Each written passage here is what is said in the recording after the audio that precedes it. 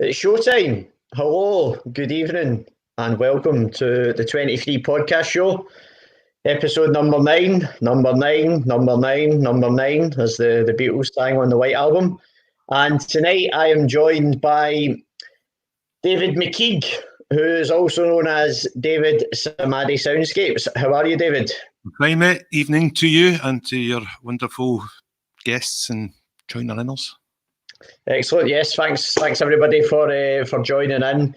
I'd mentioned to you there, just this is the point at the show that just once we're live, I'm just quickly going to share the live link onto some of my personal timeline pages that I manage. So tell us about your isolation station there in the background. We were talking about the decor that you were going to put in for it. So what have you done? Whether it was going to be a Buddha or incense burning or something like that. No, I've just a couple of lights, couple of twinkly lights. Nothing extraordinary, I'm afraid. A couple of candles, but unlit, of course. Let's be on the safe side here. Nothing as extravagant as the sunken baths in the Vishnu Lounge. No, I love these sunken baths. I've been in a couple of them. That's one of the favourite things that I actually see when you're playing that and you see folk drifting off into that bath. They don't come back out again. Aye, yeah. People do end up just falling asleep in there. For those who don't know about the sunken baths, the Vishnu Lounge is at Eden Festival. We'll talk about that and other festivals throughout tonight's show. Tell us, so where do you play at Eden again? Well, I do Vishnu is usually. Last time I was there, I done a couple of hours in it, and also the Garden, just at the bandstand on a Sunday, which is quite nice because the sound obviously carries right over into the big the area. There's not really any bands have started at that time, so you get everybody that's just kind of coming to for a really heavy weekend. Usually, not always, but you see a few sights in that Sunday morning slot. But I really enjoy it as well. Is that the bandstand is the one that everybody has to pedal to make the electricity work. So you're relying the reggae people powered stage. I think it's called. I'm not sure. There's kind of lying down bikes that people need to pedal. Keep going. Oh, right, the lying down one's right. Okay, because there's the other one when you cross over kind of like the wee bridgey bit to go up to the Melodrome. Aye, that's. They look heavy duty. They look as if they maybe put on the whole campsite. They ones. There's normally quite a few people lined up on them. I've given it a go a couple of times, and then I just get quite bored on them quite quickly. But then it's funny when you're playing though, because you're reliant on it. If nobody's there, then nobody hears you. I know. Dead thankful that somebody's actually pedaling away while you're playing.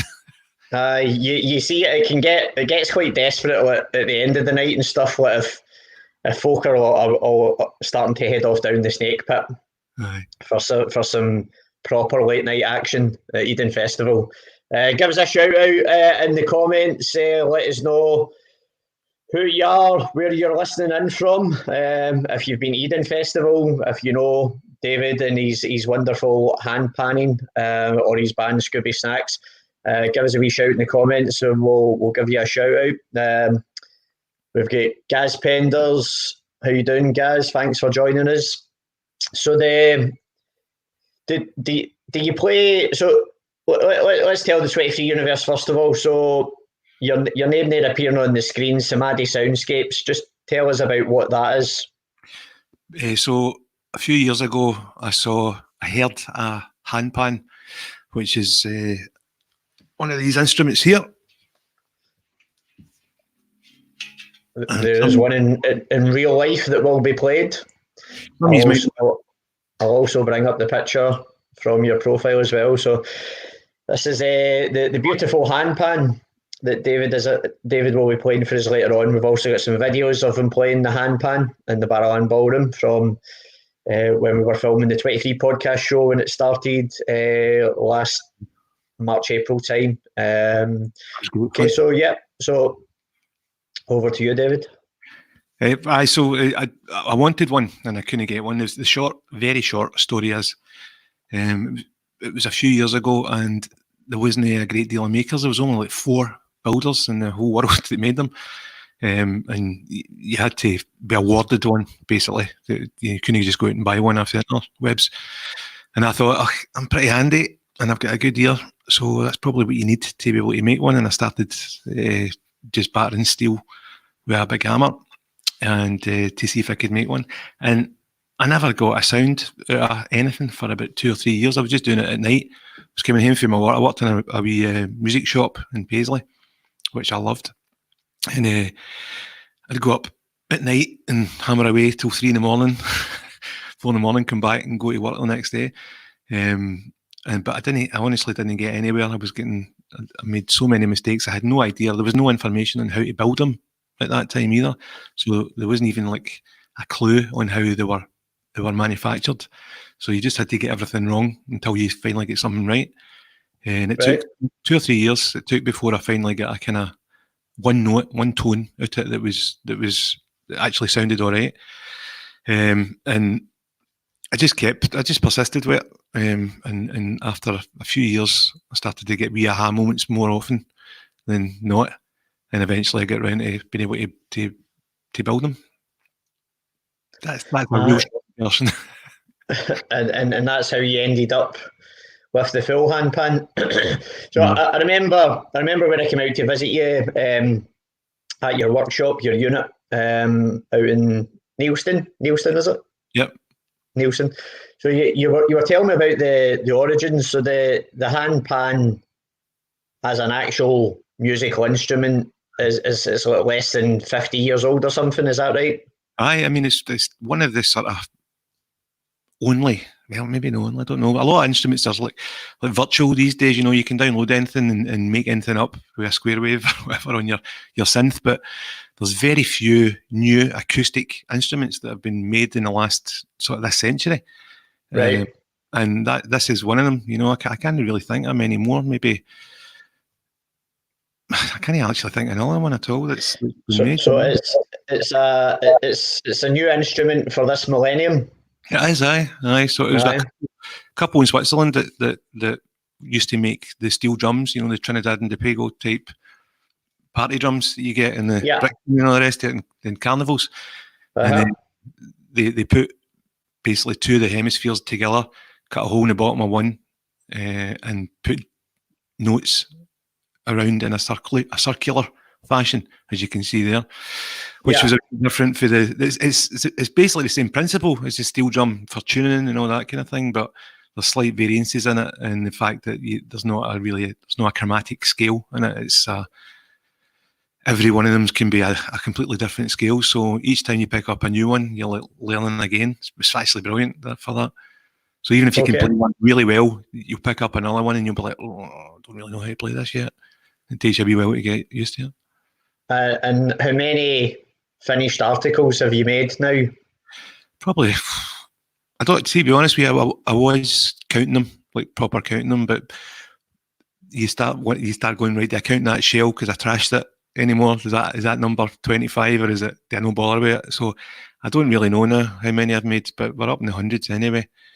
And I've sold a few, not a lot of them, because a lot of them I didn't feel were good enough to sell, and a lot of the ones that were good enough, I'm still learning the trade. So I went back and tried to batter the metal a wee bit more to see how far the steel would stretch before it cracked, or to see what note I could get or what size of tone field and that kind of thing. So just experimented in them also. Wasn't really in it to make a big business at it and sell hundreds of them. I just loved the instrument and I wanted to play it and I wanted to know how it worked. It is a beautiful instrument. It's one of the most beautiful instruments I've ever heard. We've got a couple of videos that we can play, and obviously we can hear you playing it live on the show. I know we've had the conversation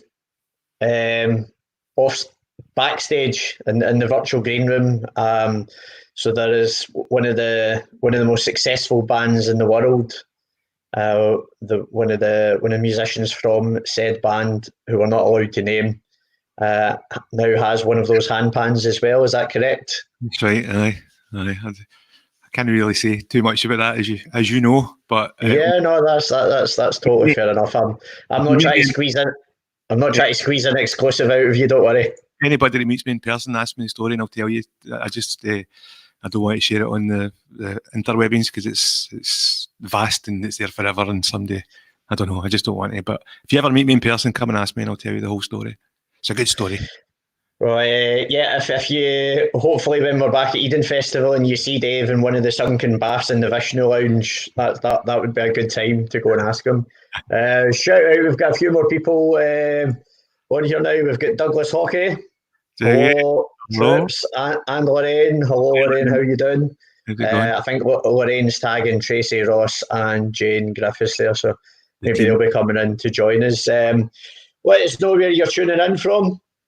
Last night's show on number 8, we had Neil McKenzie, Rachel Ann Clark from a few different creative projects. Keep It Creative, Fanny Business, the Glasgow Roots Review Festival, and quite a few other things that they're involved in. We had a few people tuning in last night. We had somebody all the way over in LA who came in through the Twitch after Mark McGee through his You Call That Radio account, went and shared that. And I've just been watching Mark's You Call That Radio. He's doing a special, so a celebratory show for the very Reverend Wayne D. Love from the Alabama Free. Yeah. So he had some of the band and some of his pals in there, so that was a good show. Hi to Mary. Mary's back. Thanks very much again, Mary, for coming and tuning in. If you've just joined us, we're here tonight. This is episode 9. We're here with David SamadhisoundScapes, or otherwise known as David McKeague. David has a website, SamadhisoundScapes.com. Gives you a good overview of what it is that he actually does. So I'll give that website a share there in the comments so you can go in and give it a wee check out. It's hard to explain. Say that again. It's quite hard to explain what I do. Well, I think the best way to explain it is just to crack on and give us a wee live rendition, if that's all right with yourself. Yeah, I need to move these mics a wee bit, okay? So you can just chat on in a few seconds. Yeah. Dave's just going to readjust his studio and get the mics into position to move the hand pan into position. We've had a good amount of setting up that we had to do when we had David in the Barrowland Ballroom. Got one of the videos that we'll show later on, completely unrehearsed, unprepared, both this David and David Mulhern. Shout out to the freestyle master. Yeah. He was in with Steg G. We were doing an interview with them about their new album that came out the year in between. And then just completely spontaneously suggested to the freestyle master, do you want to do some freestyling along with David playing the handpan? And it's just absolutely mind-blowing. Wait until you see this. We'll show it later on. There's Dougie saying, never asked him this before, but what is a samadhi? That's a good question. It's actually it's an old, I think it may be Sanskrit word, but it means concentration, the practice of centering your mind on something so much that you basically just get lost in the thing, and you're no longer doing the thing, that you are the thing. That's samadhi. It's a yoga term as well. People use it in yoga. Okay. Too, but nobody's asked me that before, actually. There we go. I had an idea that it was Sanskrit. I've been an ex-English teacher. I'm always interested in etymology as well, but I'd watched something before. There are some YouTube videos about samadhi, so in terms of that sort of singularity, that point of focus, so I understood it in that context. So there you go. If you've got any questions for Dave as well, or myself, feel free to put them in the comments. I'm just going to do a wee shuffling of the screen here just to see if I can move myself over to the side, make David's image a wee bit bigger. And I'll mute myself, Dave, so whenever you're ready, on you go, mate. Okay, mate. This is called Angels and Atoms.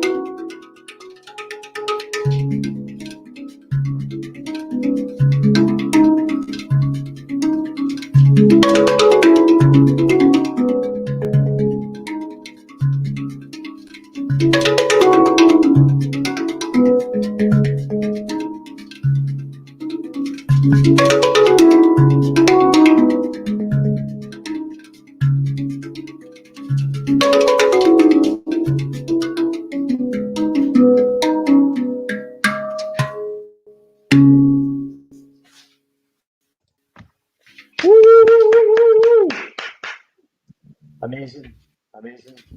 Cheers, mate. Could you hear that all right? Was that okay? Yeah, sound was lovely. It's coming through okay at my end. Let us know in the comments how did that sound out your end. There's Raymundo who's commenting there. I think you might like this. Amory Ware being a handpan player, or he's just tagged someone to come into there. Mary was saying that's amazing. Lorraine, beautiful. Cheers, so, Lorraine. Am I right in saying that there isn't any recorded or sheet music or anything like that for the handpan? It's all just freestyling. It's beginning to. Just about 2 years ago, there was a wee tipping point in how many builders like myself were out there in the world. So there's now like maybe about 80 to 100 wee guys like me in workshops dotted across the globe. Okay. So with that has came people trying to make it easier for folk who are maybe necessarily not naturally sort of musical but are really good at learning, notation and stuff. A lot of people can play, like for guitar, a lot of people can play tab really well but can't read proper music. So it's the same idea as that. So there is things out there now that people can learn from, and there's a lot of people doing wee workshops and things like that to help folk start. But the beauty of it really is, David, that there isn't a proper way to play it. There's not an official way that you have to do it, or you can just do what you want.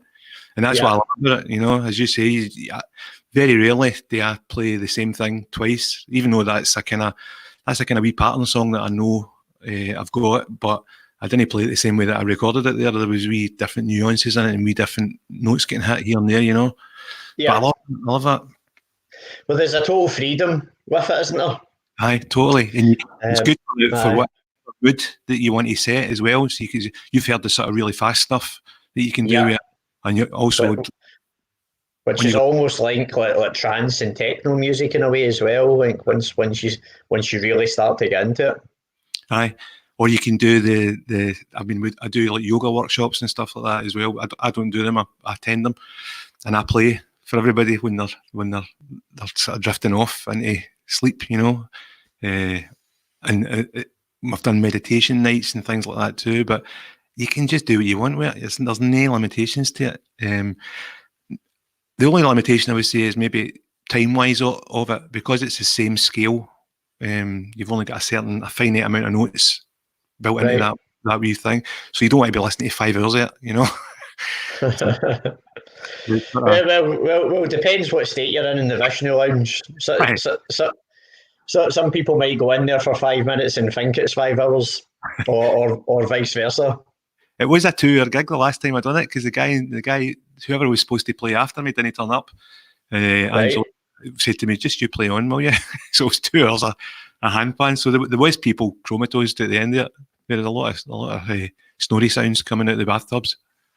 If you're tuning in and you know the Vishnu Lounge at Eden Festival, give us a wee shout. There's Patsy saying that was beautiful. Sharon, for once I was transfixed and peaceful. Thanks. Raimundo, sounds amazing. Such a serene sound. It really is. There's Jim from the Renaissance on. All right, Jim. Thanks for coming back on. Just giving you a wee round of applause there. Okay. You're on fire, my man. You're on fire. So,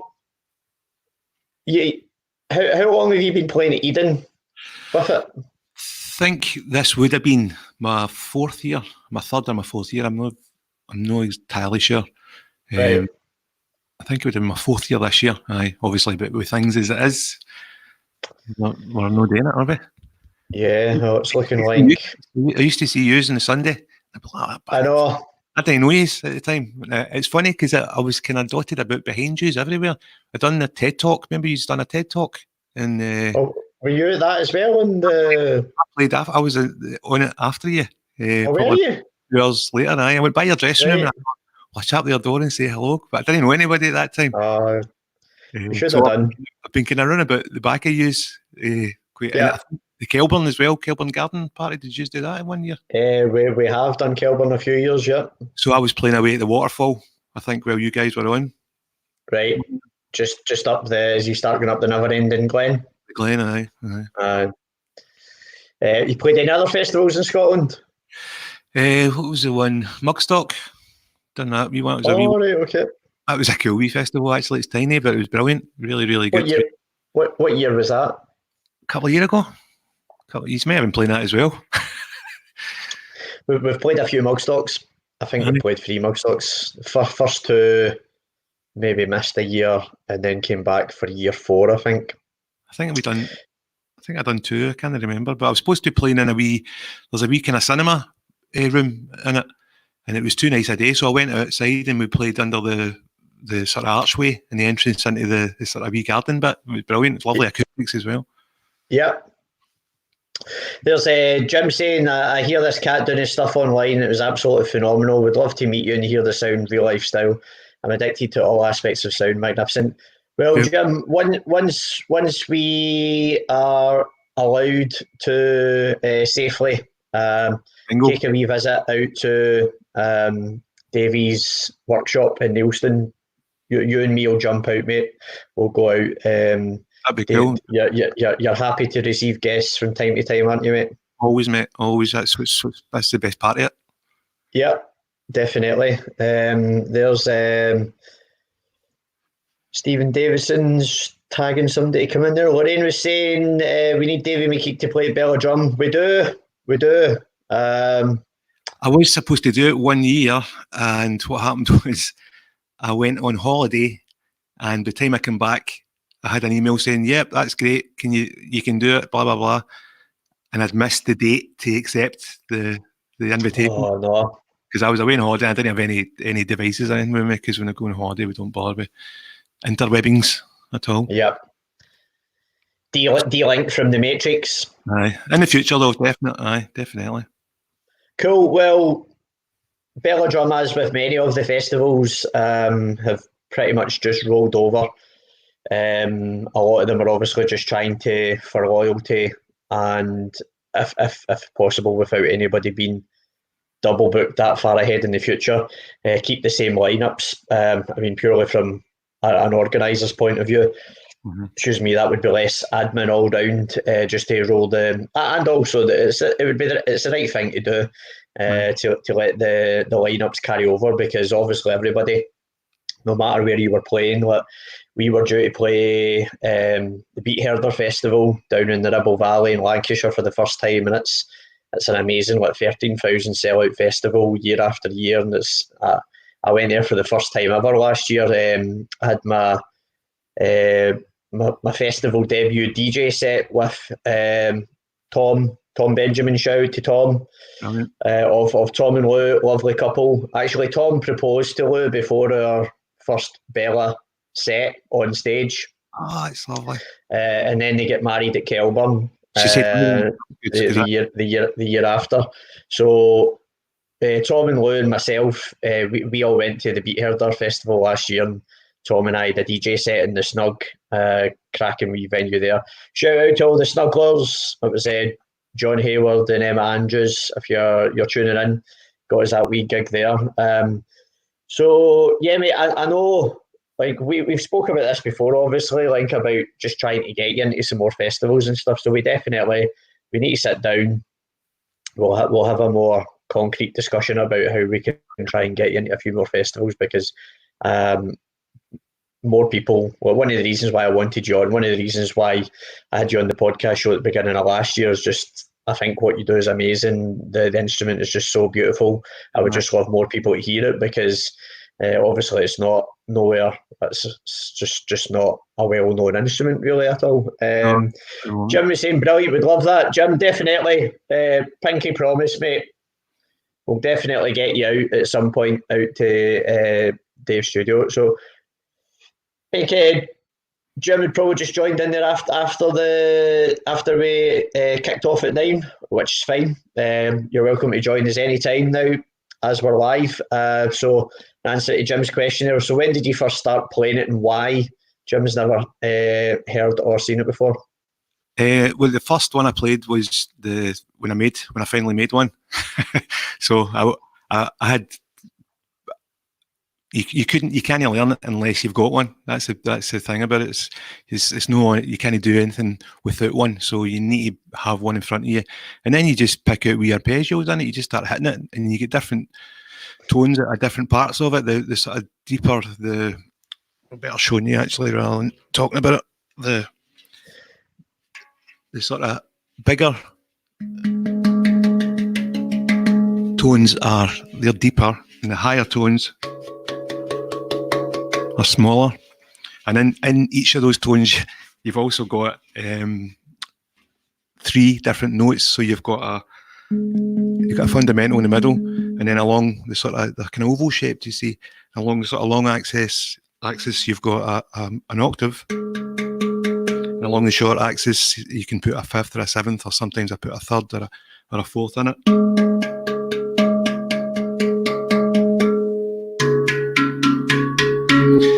So there's really no kind of any way other than just getting a hold of one. A lot of people say to me when they get their new one, "Oh, how do you get good at that sort of thing?" I think myself, I always tell them, you just sit down with it. And if I meet people at gigs and stuff and they have a wee shot at it, well, that's another thing. If you meet me at a gig, come and get me after, and you can have an actual shot at it yourself, because there's nothing better than getting it into your hands, because that's when it's sort of paramount. Exactly, that's it. You just need to play it for 20 minutes, 25 minutes, and you'll have something, you know? Yeah, I mean, Jim, even when I was out in Davey's workshop, like we were saying there earlier on, like there's no recorded music, so there are various patterns that Davey and other handpan players have obviously learned themselves, and they then, from muscle memory, remember those patterns, and we'll play them whenever they're doing a reset or playing or whatever. But you can basically, like, you can't play a wrong note on it. So even me seeing one only for the first time in real life, and then just going up and that was me. Like, you're just away, and then you just play wherever you just tap wherever you want to tap, and just play away like that, and you get a tune out of it. I'm playing a lot of notes there, right? But I've spent an hour on just the one sort of bass note in the middle, just sitting over it, playing it. You don't need to be playing loads and loads of notes. 1 or 2 notes is enough to give you something, to give you enough to get into it, you know. Yeah, well, there's Mary saying she's probably learning. It's an unusual instrument to her, but wow, it really does give a lovely sound. If you're talking about goosebumps, Jim, I've just lined up. I'll play the first of two of the videos that for the 23 podcast show last March, April. David very kindly came into the Barrowland Ballroom, where we are John, obviously a venue we all know and love well, and we got Davey into the bars. Yes. And in that empty ballroom, shout out to Andy and Frankie and Gav for the sort of the camera and the mic setup and stuff like that. And we got David over next to the big Barrowland sign over against the Faraway Bar, the sign on the wall. So what I'll do just now, because the audio on that is first class, we'll get a wee bit more live hand panning from you later on, Davey. What I'll do just now is I'll just mute both of us and we'll jump on the first video from the Barrowland Ballroom from last year. And if you just bear with me, I'll just mute both of us. The first video I'm going to play is just David on his own, and it's only 2.5 minutes long. So enjoy this video in the Barrowland Ballroom, and we'll be back in 2.5 minutes.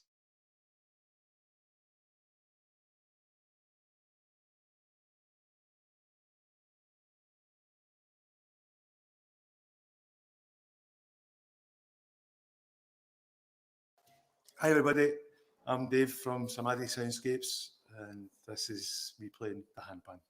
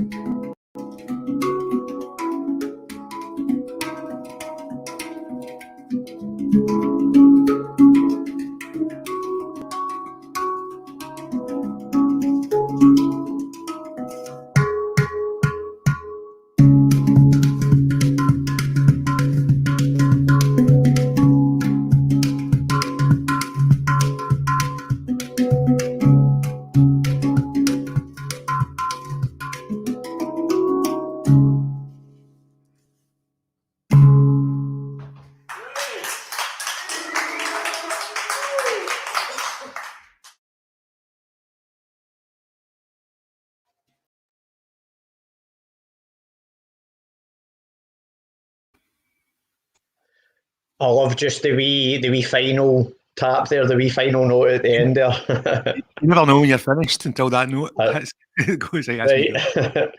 It was also cool as well, like because you had like your finger in the middle bit, and then does that change the tone like when you're playing around it? You can push the metal, so you can bend the note basically. So like in a guitar string, as you push the Oh, guitar. right, okay, right, aye. You need to be careful, because obviously there's tension set into the metal that I've hammered, to make it stable. So you can't push it too hard, otherwise you can actually put it out. I know it's very easy to put a handpan out of tune. I dropped one down the stairs, one of my first ones that I done. The bag burst as I was going down my stairs, and it fell all the way down to the bottom of the stairs. Yeah. Made a beautiful sound. Don't get me wrong, it was gorgeous, but that was it gubbed. It doesn't take much. See, from a physics point of view as well, in terms of like the sound manipulation. I remember when I was in your workshop and you were showing me, and then I did it copying you. But you could tap it and play a note, but then with your hand you could wave, not touching it, and just the actual.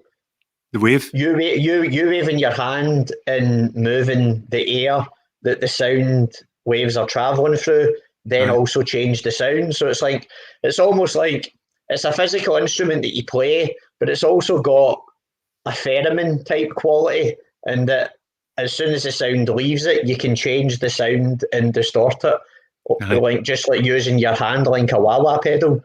Jim, Jim, if you're listening in, like your mind will be blown once you get out to the workshop and actually see one of these amazing instruments up closer. They really are otherworldly, I think, in many ways. Plus, they look like UFOs as well. They do look like UFOs. Well, we've got a picture of a UFO. Just when we talk about Timothy, the shield behind me. At some point, Douglas is saying there, have you ever played with another handpan musician? Yeah. Handpan collaboration? Yep, absolutely. But there's I like the solitary aspect of it. I enjoy just doing it myself. I like jamming with musicians as well. I've played with a couple of guys that play, cello, or who's the other guy that I played with? A sitar, and it was brilliant. And there's been various things through the years that I've done, but I like the fact that, I've been in bands my whole life, so you're in a band, yourself, you're surrounded by people, and everybody, you're pleasing everybody around about you. Whereas with this, you can just totally lose yourself in it on your own, and you don't need to think about anything. You don't need to think about anything at all. You're just in the zone, and you're gone. And that's, although I do like playing with other musicians with it as well. That is something that I do like doing. But my favourite thing about it is that it's a solitary thing that you can just disappear into. Okay. We've got a few more people joining us there from some of the tags. Hello, Tracy Ross.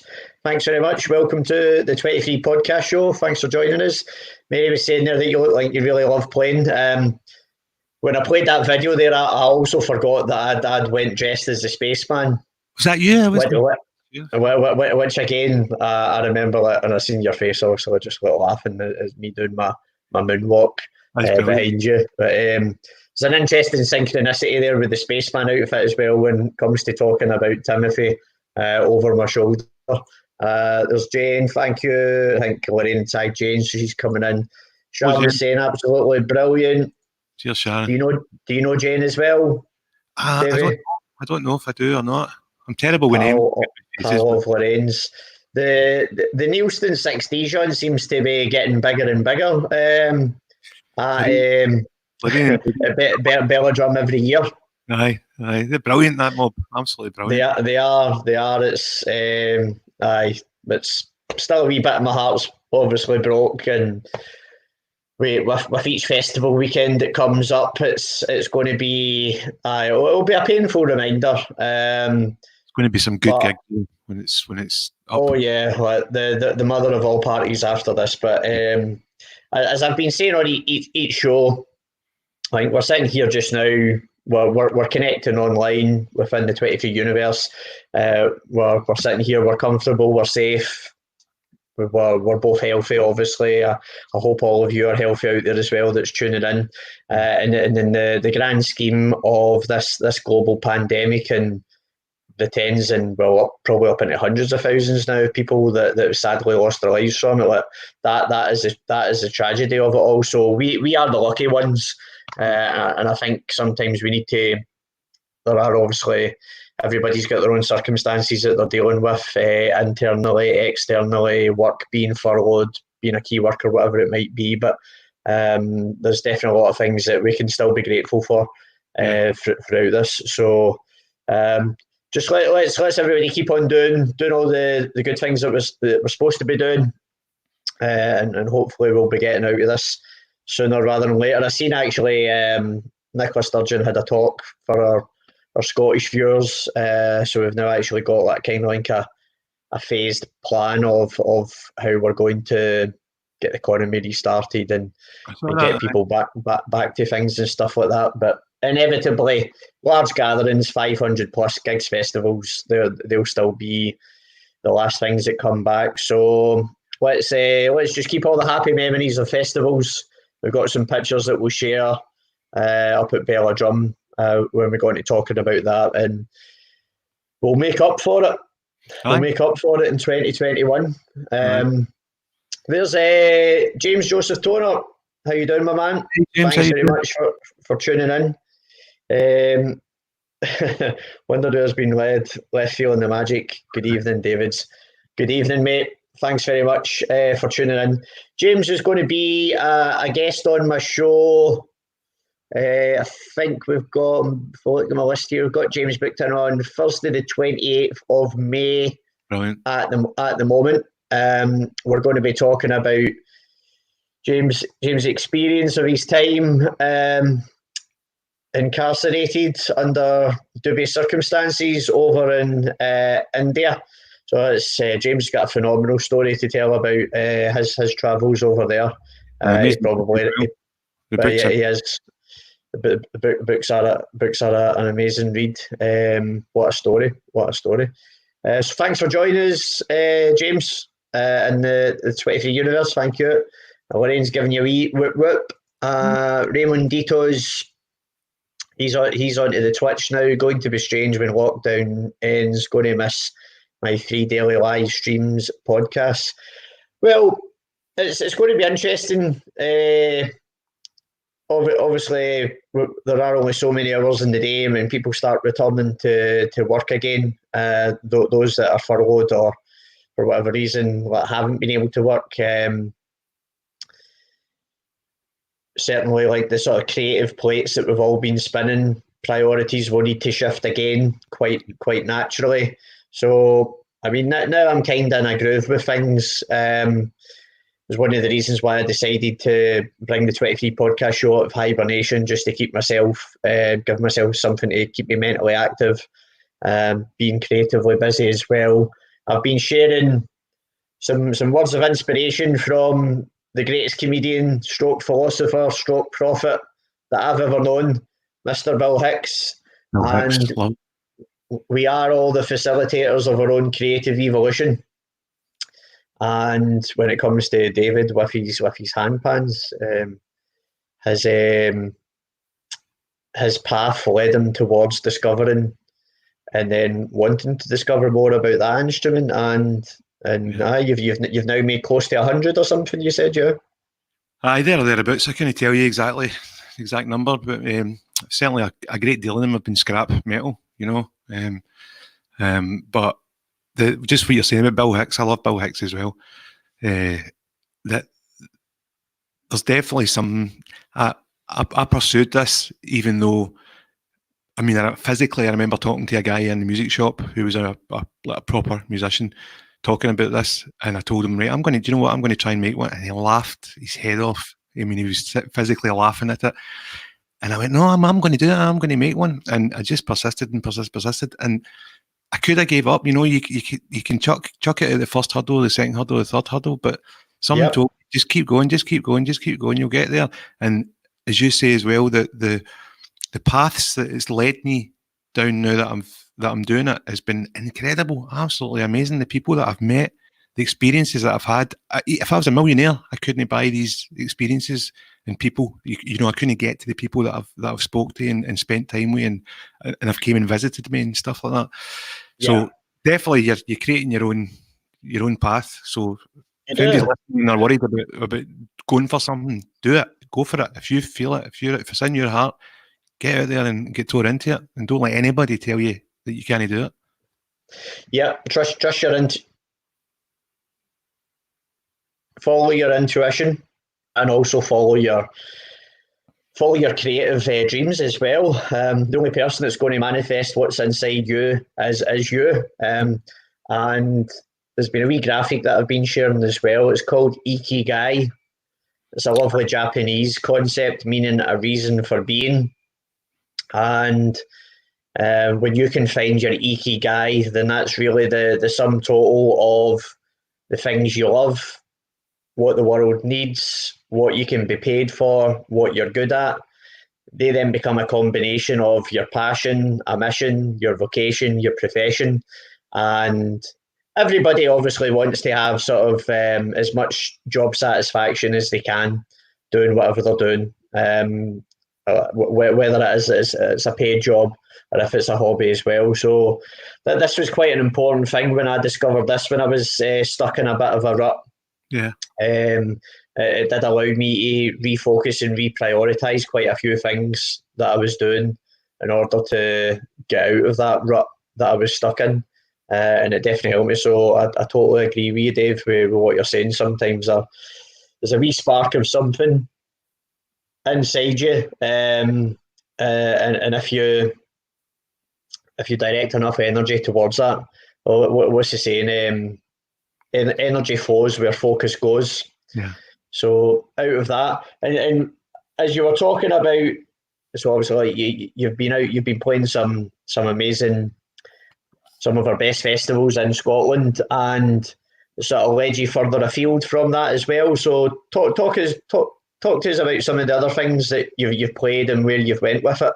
Aye, sure. Well, got to do, apart from this, I've basically had the joy of playing in. It was an empty theatre, but the Royal Concert Hall in Glasgow. I wanted to hear the acoustics up on the stage of that, and I managed to get up on the stage and play for about half an hour, just to nobody in the audience. There was a wee sound guy just out the front, just sitting. But it was a beautiful moment for me. And also done the TED Talks at the SCCC and stuff like that. I never thought I'd be playing venues that big. But one of the good things about the handpan is that it goes to all sort of different directions. So or the spiritual mob, or the hippie mob, or the kind of the festival people, the hardcore sort of musicians that listen to things that I wouldn't even understand. It cuts through everything, and it gets you it's like a key, it's like a golden key into places that I want to go. So I've went and done sort of I don't like calling it spiritual things, but for want of a better word, down in England, I've done UFO conferences. As I say, I've done them. I've played at them on stage in between the speakers. Alternative View, which is quite a big one down in England, down in London. That's a lot of sort of free thinkers and people that are kind of trying to fix the world for a different angle for what you see on the sort of BBC and that kind of thing. And Manchester, I've played a couple of big arena in Manchester, done a couple of gigs down there, and got to meet some cracking folk. Eric von Daniken, the Chariots of the Gods dude. The Chariots of the Gods, yeah. Top guy, absolutely top bloke. That was a thrill. I've followed all that kind of stuff as well through my life. It's been there, and I've read everything and watched all the sort of documentaries that you watch. I try to watch it. If memory serves me right, so he was one of the first sort of people theorising about extraterrestrial life visiting the planet. Aye, sort of ancient alien sort of. Ancient, yeah. Aye. Really interesting guy, and there was all sorts of people that were dead interesting that I used to watch on YouTube years ago, when I was watching documentaries, and you'd hear them, they'd be talking heads, interviewed, and I got to sit with them all and play in between them, all speaking as well. And there's been loads and loads of gigs like that where I've got into places that I just shouldn't be in, but it's work.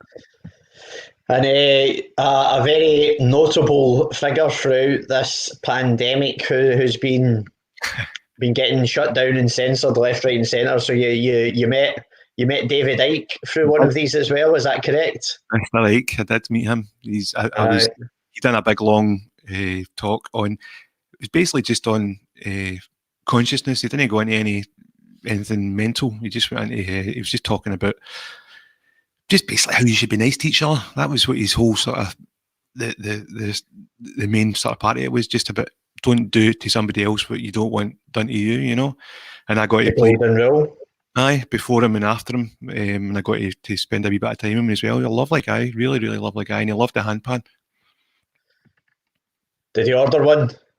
No, he didn't. He's got arthritis. He's got quite bad arthritis in his hands, so his mobility and his fingers are not very conducive to tapping about in the handpan. But I try and get him. And whether you believe what he says about everything, I'm one of these people that I like to listen to. I'll listen to anything. I'll listen to anybody talking about anything and give their opinion on it. And if it resonates with me, it resonates. If it doesn't, it doesn't. I don't think anything bad of the person that's telling me what they think, you know. Yeah. Well, that's it. We all have opinions. We all have our own belief systems. You don't need to agree with what everybody else says out there, particularly when it comes to the internet. It's good to have a debate. I mean, it's good to actually debate. It's good to have a debate. I also find as well, like I try and stick to this mantra when it comes to arguments and comments on social media. And if you share something, well, there's absolutely zero right in expecting that 100% of whoever will view that or read it or watch it, whatever it might be, are going to 100% agree with it. That's obviously a flawed position to take philosophically right from the off. So similarly, if you put something out there and somebody wants to argue with you about it, I mean, personally for me, like there are a lot better things I would rather be doing than arguing with somebody on the internet who sometimes I don't even know. So I always say when it comes to internet debates, you don't need to fight. You don't need to turn up to every fight that you're invited to. No, I mean, it's just turn the other cheek. Just let it go, man, and just go and do something else. Focus on something else better. But just when you're talking about like talking about his consciousness talk, we have been mentioning every show this week that it is the Mental Health Foundation's Mental Health Awareness Week up until the 24th of May, and the focus for the Mental Health Foundation for this Mental Health Awareness Week is kindness. And at the moment, with the situation that we're in, kindness very much is something that we all need to be displaying more of, because people, the word is being used on an unprecedented level, but it is an unprecedented situation that we're in our lifetimes anyway. And it's such for some people who are catching the virus and then sadly dying from it, obviously it's an overwhelming physical challenge, along with being an overwhelming emotional and financial and psychological challenge for a lot of people dealing with. Well, me, I've been on lockdown for just over 9 weeks now. So we need to be looking out for one another. We need to be looking after one another. We do need to be up in our game when it comes to kindness. And the thing is, with kindness and just being nice to people, there's no limit on that. No. It's not as if like you only have so much kindness or so much niceness to give or to display or offer someone. That's there. Like it's an infinite supply. Yeah. So that's something for me that we need to have a particular focus on, in my opinion, throughout this, because I think there really is probably a mental health coming explosion. the bomb is being primed for, and I think a lot of people obviously are just thinking about dealing with these things at home at the moment, like without having to put pressure on the NHS as well. So it's challenging times. I just don't be a dick, eh? Just don't be a dick. Don't be a cunt. Mm-hmm. So you, along with playing the handpan, you're in another band as well, is that right? The main thing that I do is I don't do it at the moment, but usually gig the weekends mostly with ScoobySnax, who is me and my pal Scott Carrollton, and we've been doing it for about 20 years. We do pubs, clubs, functions, that kind of thing, and we just play sort of pop rock things, tunes for people drunk. The remit is, I think I've said this before to you, but it's basically get drunk people to dance. That's the job, and that's what we try and do, and it works most of the time. It works, and it's very enjoyable as well. You get a lot out of it. I get a lot out of it. You see, you're leveling up. You'll be the same, I bet, Dave. When you see people, we're going back to something that's not happening now, but when you see people hugging each other and kissing each other and grabbing each other and dancing and getting up and and enjoying themselves, there's nothing like it. And if you're not it's a beautiful thing at the weekend, that's something that I used to see every weekend as well, and I'm not seeing that just now as well. That's another thing that's added to the sort of disappointment of no gigging, is the fact you're not getting to see people enjoying themselves in a large number. Yeah. Aye, that's true, mate. Well, we are all about promoting and supporting and helping our creative community to thrive. Whilst we're on lockdown, as Davy's just said there, we can't gig. We're not getting out to festivals as punters and as musicians and performers. So one of my part of my mission of my ikigai with the 23 podcast shows is introducing the 23 universe to new bands and new artists and even new instruments here with the handpan. So I've just given Davy's ScoobySnax Facebook page a wee share in the comments.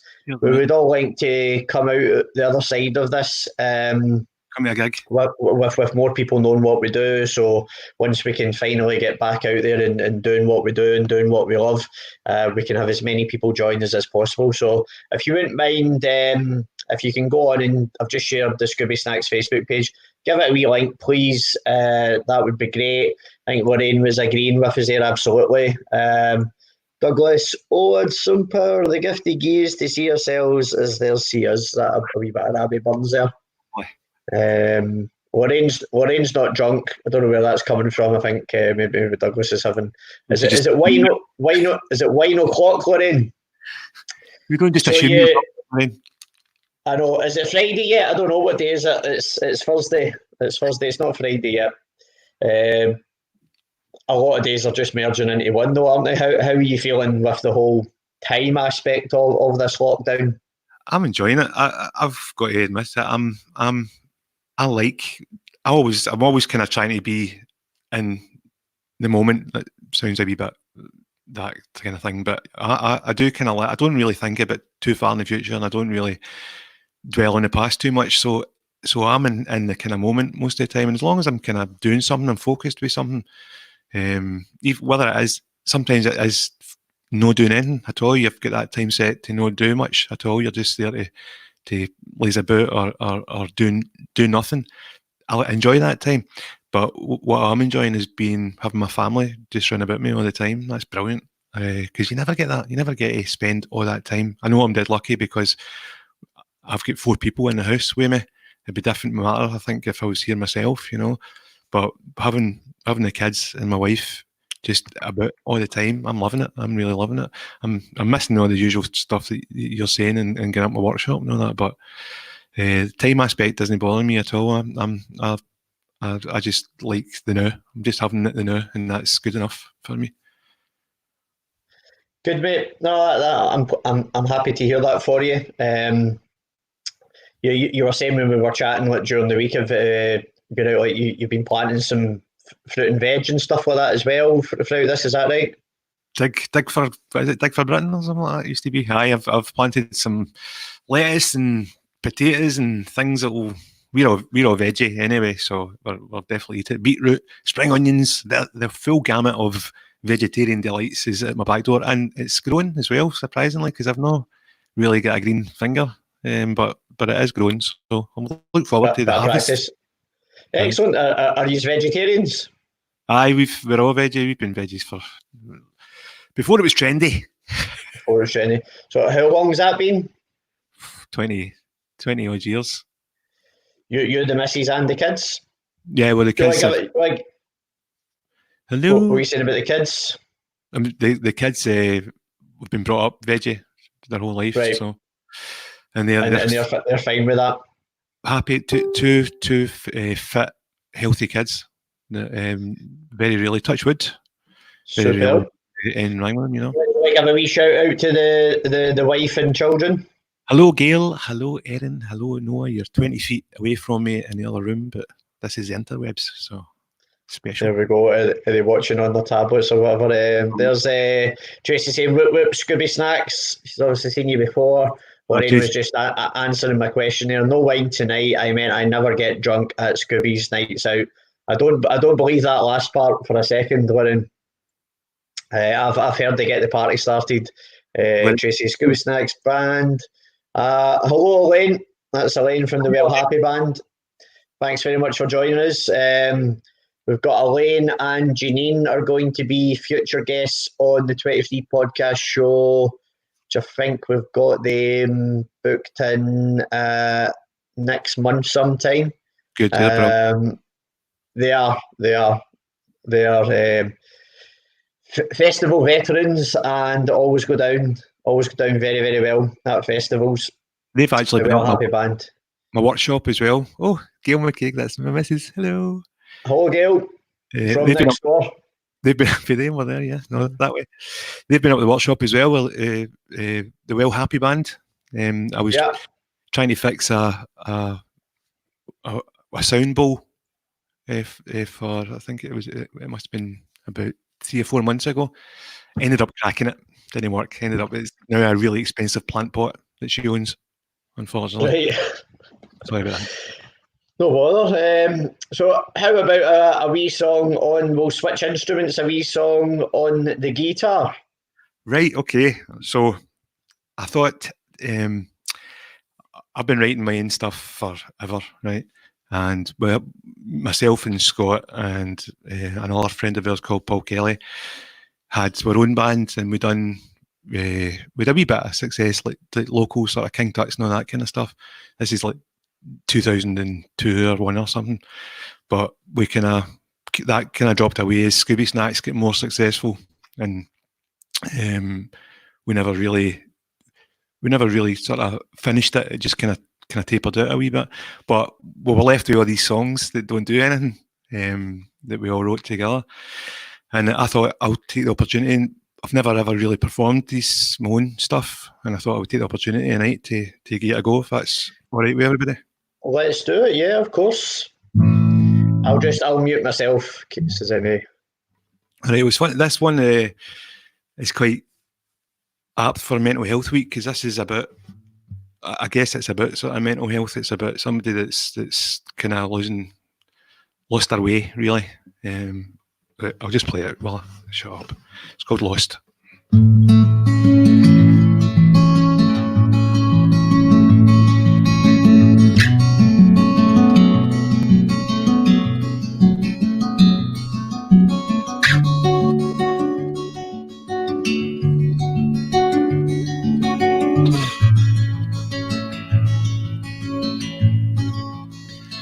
I'm lost.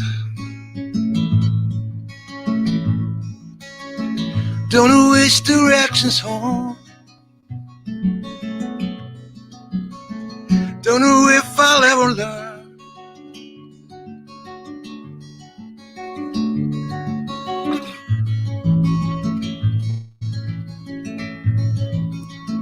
I'm lost. All the walls are closing in. Wish I could begin again. I'm lost.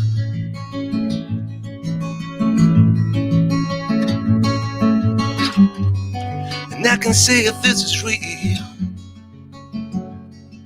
it's just the way I feel.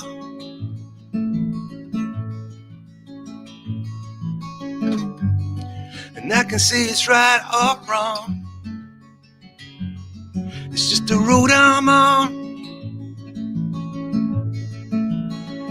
I'm lost, lost focus in my mind, lost the questions to decide. I'm lost.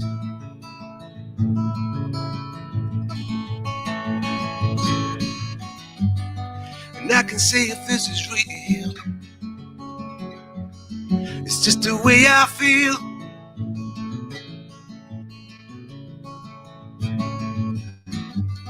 And I can say it's right or wrong, it's just the road I'm traveling on.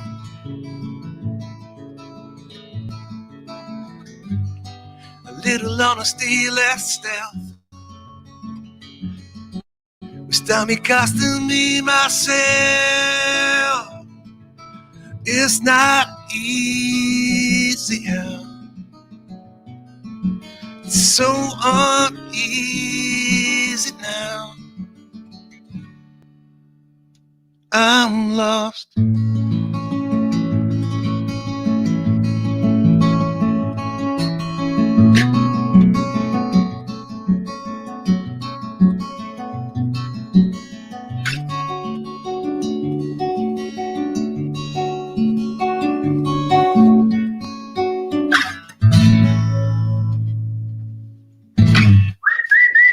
Oh! got my wee kazoo.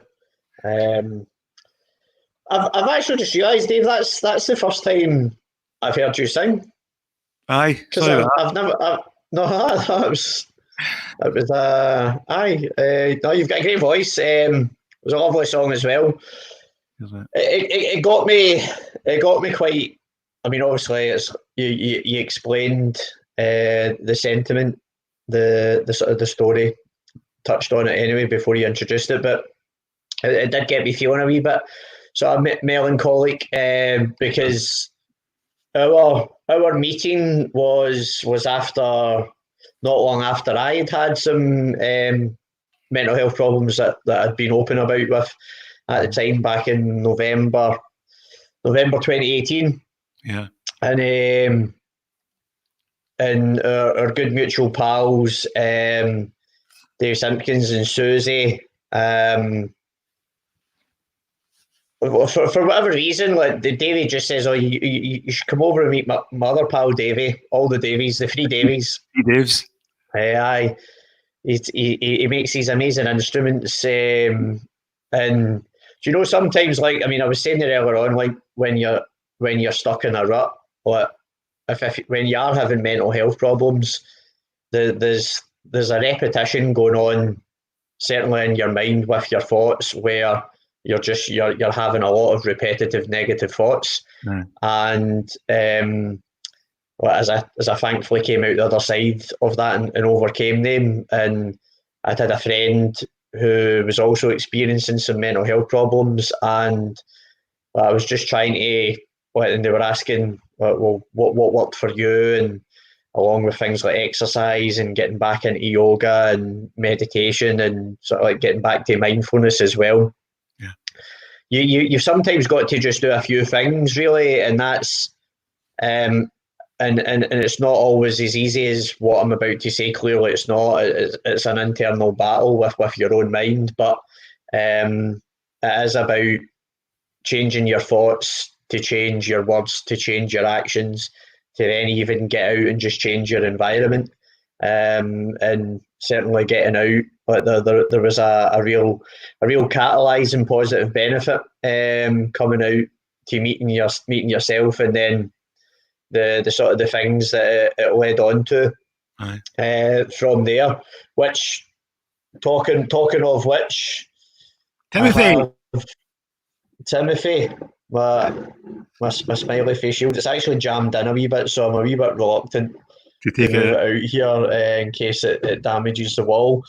But the background to that, we'll run through a few comments, and then we're going to talk about my smiley face riot shield called Timothy that David lovingly made for me. Elaine had Raimundo was looking at handpans online, seen tongue and pans are more reasonably priced. Is there a big difference, Stuart? Can you answer that question for Raimundo? There's a massive difference. It'll give you the idea and the feel of a handpan if you buy a tongue drum, but they're very, very different. They don't have the same resonance as handpans do. And be careful if you're buying from online.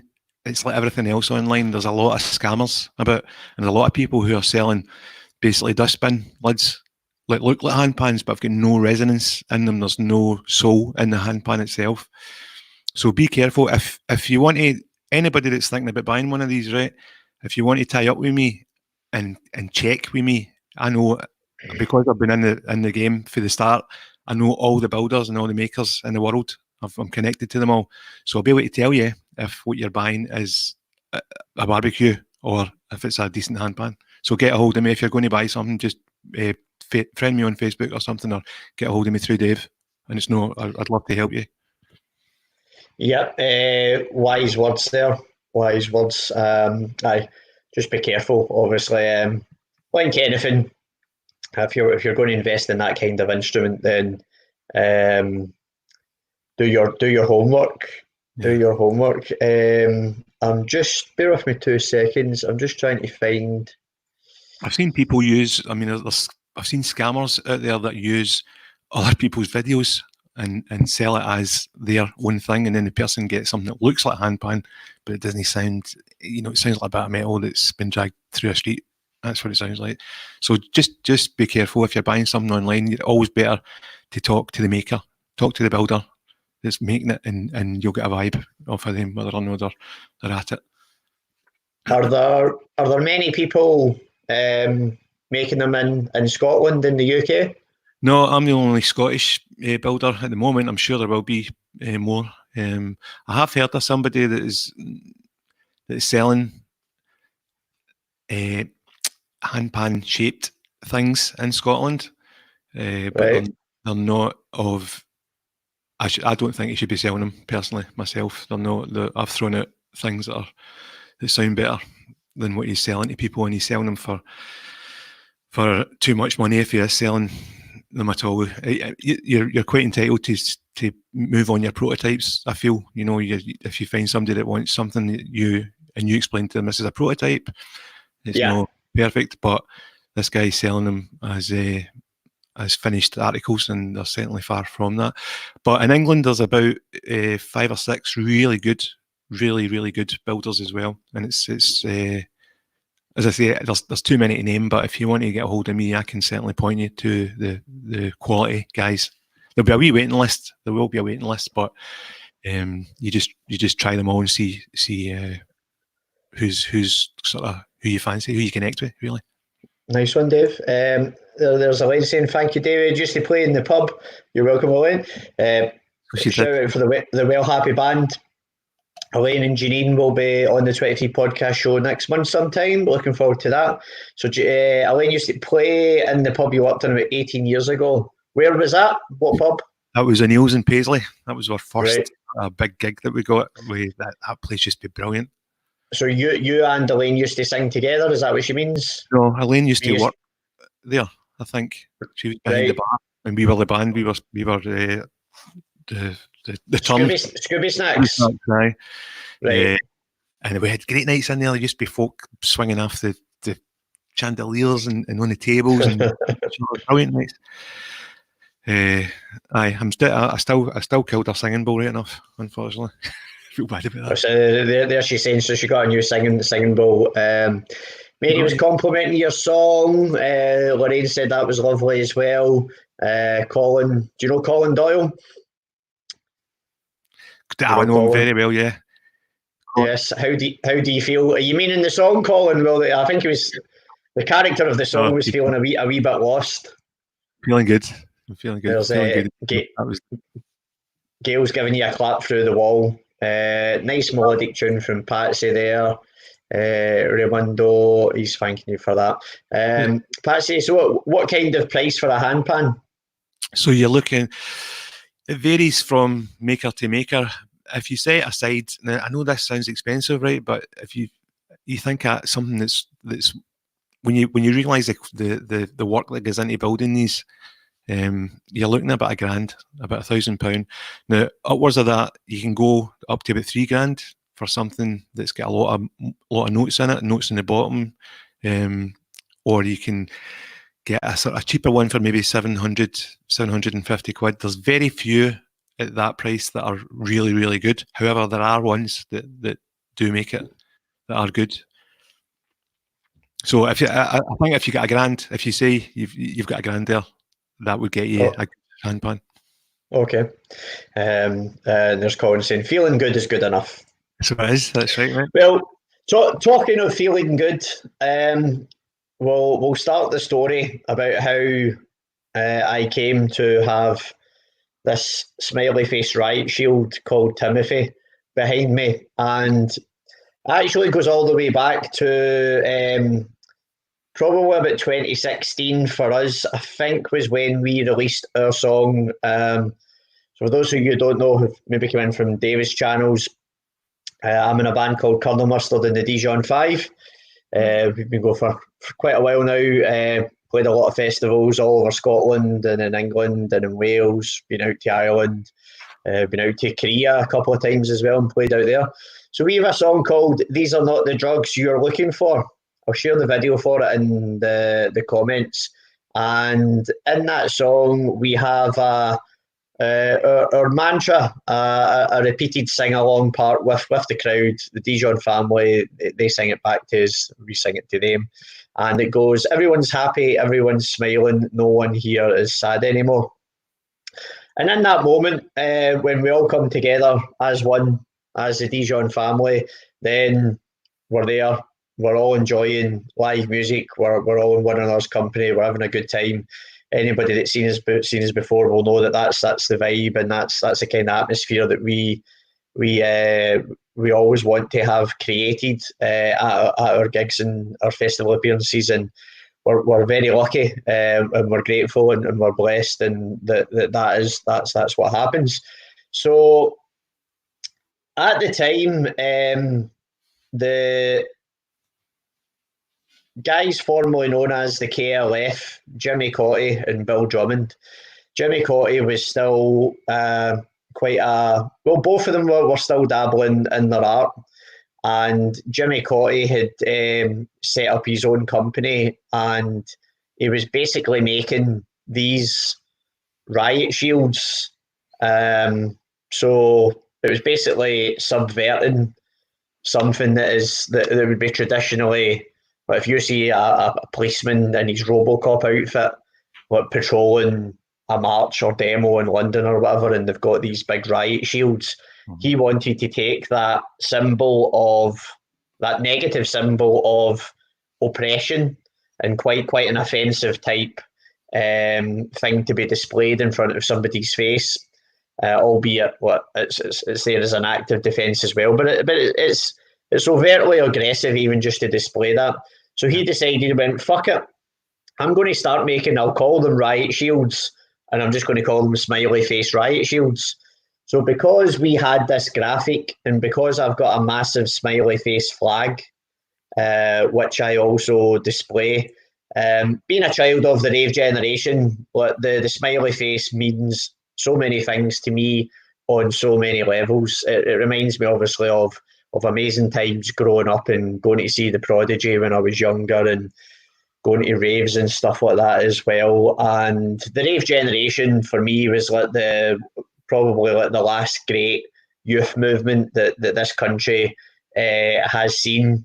Britpop wasn't so for me exclusively for the young. Like the Britpop kind of embraced different ages, but the people who were coming through, like the rave generation, there was certainly there was an anarchic freedom to everything, so much so that the state were so terrified that they had to bring in the Criminal Justice Act, which had some of the most bizarre clauses within it. Right. But as an example, if two or more people were in proximity of 25 metres to a sound system that was playing music at more than 120 beats per minute, then that was a criminal offence under the Criminal Justice Act. So crazy times, but as has happened sort of like throughout history, people who just want to get together in peace and love and listen to music, it's not really too good for the balance sheets of the military-industrial complex if everybody just wants to realise that we are all one and get along with one another. So the state cut down on that. So fast forward from that, we were having ideas for the video for These Are Not the Drugs You're Looking For. So I managed through a mutual friend who had known the KLF from back in the day and was still in touch with them a little bit. I got Jimmy Cotty's email address and I emailed him directly and I said, listen, here's a song we're going to make a video for, and I would love it if, and I'm happy to pay. I would love it if I could get, because they were only, I think he was only making them on order at the time. Says I would love it if, and it would be an honour being a massive KLF fan. So I like everything you guys stood for. If we could get one of your smiley face riot shields, and then we'll put it in the video. And I basically got he did respond. I'm just sharing our These Are Not the Drugs You're Looking For video in the comments, so you can go and check it out in your own time. I did get a reply from him, the next day maybe. It was reasonably soonish anyway, and it was just very short, to the point. It was about 2 sentences. I'm not interested in my smiley face riot shields being included in a pop video, which I thought was quite rich, coming from them, considering they were popular music. In 1991, they were the world's highest selling singles act in the world. Like, they beat Madonna in selling. 1991. They swept up at the Brit Awards, and then because they then peaked with this fame, they obviously they didn't want any of the other things that came along with fame. So when they went to that Brit Awards to collect their awards, they did a duet with Extreme Noise Terror, who were like a total anarchic, just white noise industrial metal band, and they completely butchered one of the songs that had been one of the high selling singles. What Time Is Love, I think it is. And then at the end of it, Jimmy and Bill had fake machine guns, and then they played like the noise of machine gun fire, and they pretended to kill all the bigwigs at the Brit Awards. And then at the very end, it said the KLF have now left the music business. And then the next day, they completely deleted their entire KLF catalogue of music from anywhere that you could then buy it. And then not long after that, they then went on to infamously burn £1 million of their own money, which was the last of the royalty checks money that came in from their international sales, which they didn't even realise that they had. But there's a whole backstory to that. So that never happened. Me getting the smiley face riot shield in our These Are Not the Drugs You're Looking For video. But we made lots of smiley face. So we filmed that video at Eden Festival in Kelburn Garden Party. And between us all, we all made lots of paper plates with smiley faces on them, white paper plates, yellow felt tips, the black marker on them. So when we were filming the videos, we wanted everybody to put the smiley face paper plates over their face, and you'll see them appear quite a lot in the videos. And shout out to everybody that was involved in the creation of those videos, like John the Hat, Hofcott Video Productions doing all of his stuff as well in order to make the video. I had the Gyro Babies, Mark McGee, doing some guest vocals, dropping some bars. Dougie from the Mickey Nines as well. He was in dropping some bars as well, and the whole filming of the video, because it was at Eden Festival and Kelburn Garden Party. It was an epic story creating the video with a lot of happy memories. Like, we had a big water fight in the river at Eden as well, and loads of the 60s young got involved, and they totally bought into it. We got a guy, Spanish guy, I've forgotten his name now, but he brought a drone so we got permission, thanks to Chris Knight from Kelburn Garden Party, we got permission to get the drone to fly over the square stage when we were playing, so we got some amazing footage. And that was a brilliant video. But I'd actually never let go of the dream of one day owning my own, because I'd ended up we'd got a big cardboard smiley face made, and I just liked having that and then being able to sit that at the front of the stage, because that's it. It's like, as our mantra goes, like, from the start, if you're in the Dijon family and you're coming along to a Dijon gig, everyone's happy, everyone's smiling, no one there is sad anymore, and that's what we're all about. Just to correct you there, Zoe, it wasn't Bill Drummond's response, it was Jimmy Cotty's response. But when I subsequently met both of them, when they did their comeback thing at Liverpool after their 23-year moratorium, I got chatting away to them, and Bill and Jimmy are quite two cantankerous men, unless you really, really know them. But it was Jimmy's loss. He wasn't prepared to sell one of them to me anyway. But the beautiful thing was that after I met David, and I went out to his unit, and again, just the beautiful way that sometimes synchronicity and beautiful coincidences lead you to manifesting certain ideas and desires and all the rest of it. Eventually, it all came to the idea, became a reality. So I initially put the idea to Dave because you've got I'm right in saying you had a Captain America shield on your wall, was that right? Yeah, I made one for my wee boy. I was waiting on steel coming, and I had one bit of old steel left, and I thought, what will I do with that? Oh, I know what I'm going to do. I'm going to make a Captain America shield just to see if I could do it. So I'm a wee bit obsessive compulsive, so I ended up doing it with a whole leather strap, same as you've got in that, actually, the whole leather strap thing, and it was film accurate, film screen accurate. Don't worry about bringing it down, mate, it's fine. But I think just to show the back of it. I think I recall you asked me, and I said no. Did I know? I went no. I can't. You did say no. I can't be bothered, mate. It's too much work. I know, and I wasn't like that. No, you never asked. I'm not a forceful person.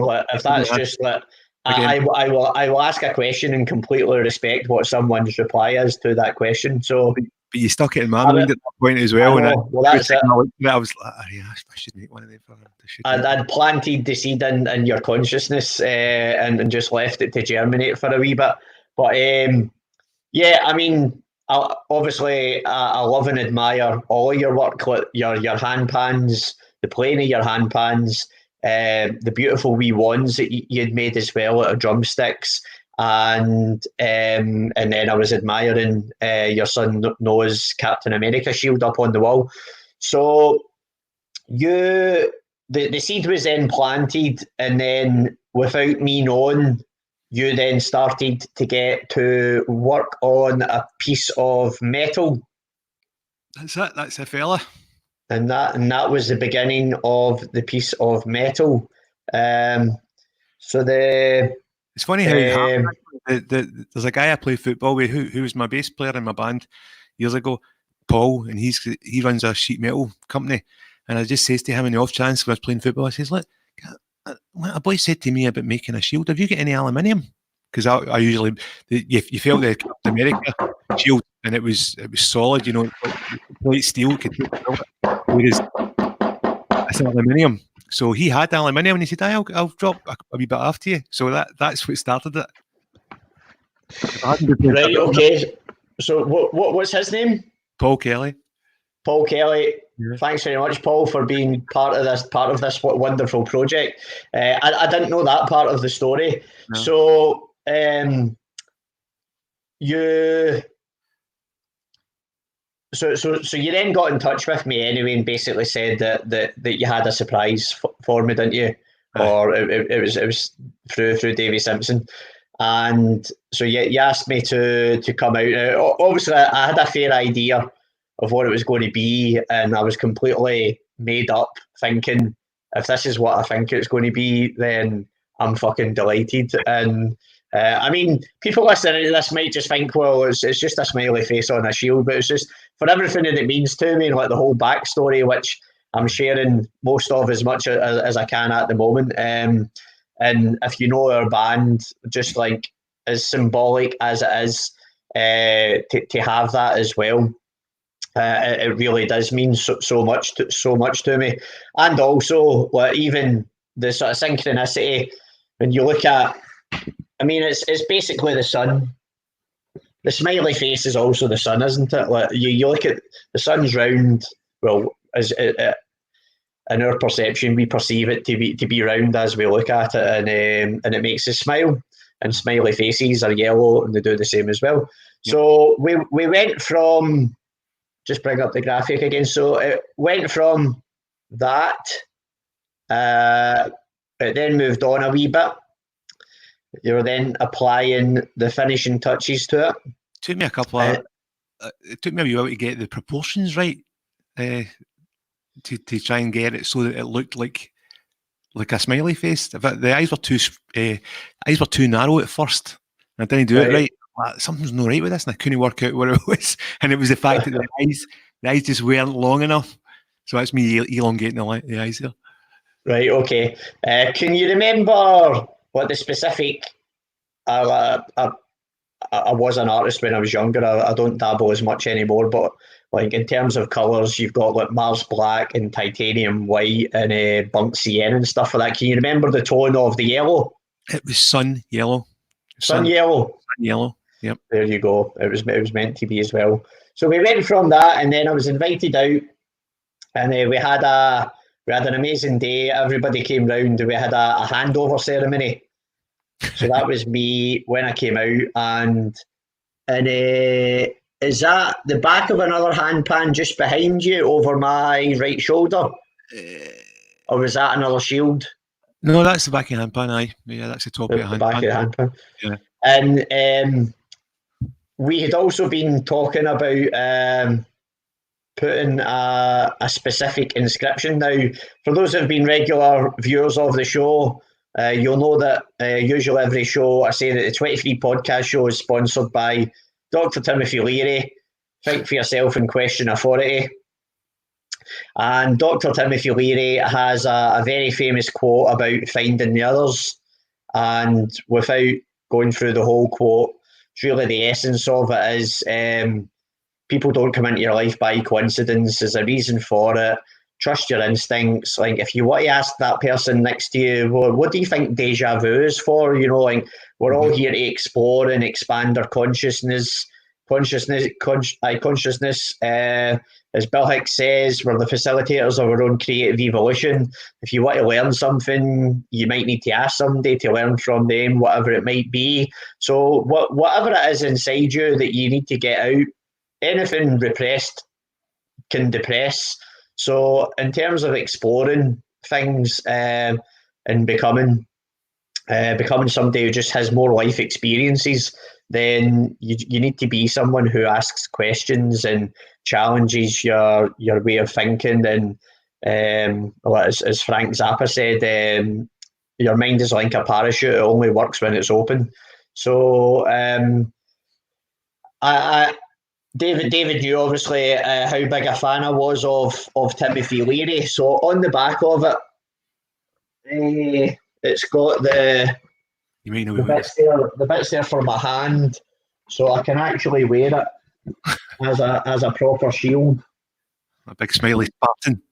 Aye, a big smiley Spartan, and then on the back of it, which you might not be able to see in my camera, but at the top there, it says "Find the Others," which is my wee tagline for the 23 podcast show, and also the famous Timothy Leary quote about trust your instincts, go out there, speak to people, have conversations, find the others, whoever the others might be. And Timothy has now been on some amazing journeys with us. So it's been out at a few festivals. Keep seeing pictures of him where he's on stage, and I'm like, that's brilliant. That is brilliant. It's lovely to see where he is. You know what I mean? I know. He's been out on his travels, and I bought because it's the same size as like your biggest cymbal. I bought a big cymbal bag, so I can protect it in that, and I carry it in that. And so it's been out and about. Oh no, that's the wrong one.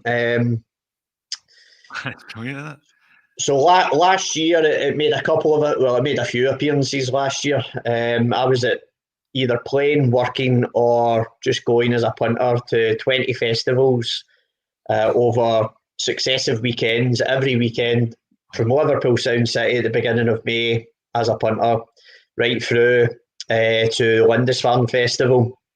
So it was another very busy festival season for the Dijons and myself personally. I was back down. I was working at Glastonbury again as well. I actually took it down to Glastonbury. I wanted to take it down just to be there in the green fields of Avalon. Although I might have inadvertently done it, because when you're playing weekend after weekend of festival after festival, sometimes you don't, as you know, you don't even take all of your kit out of the boot, and as people who know me and as the band would testify, I've got quite a few props. I do like a prop.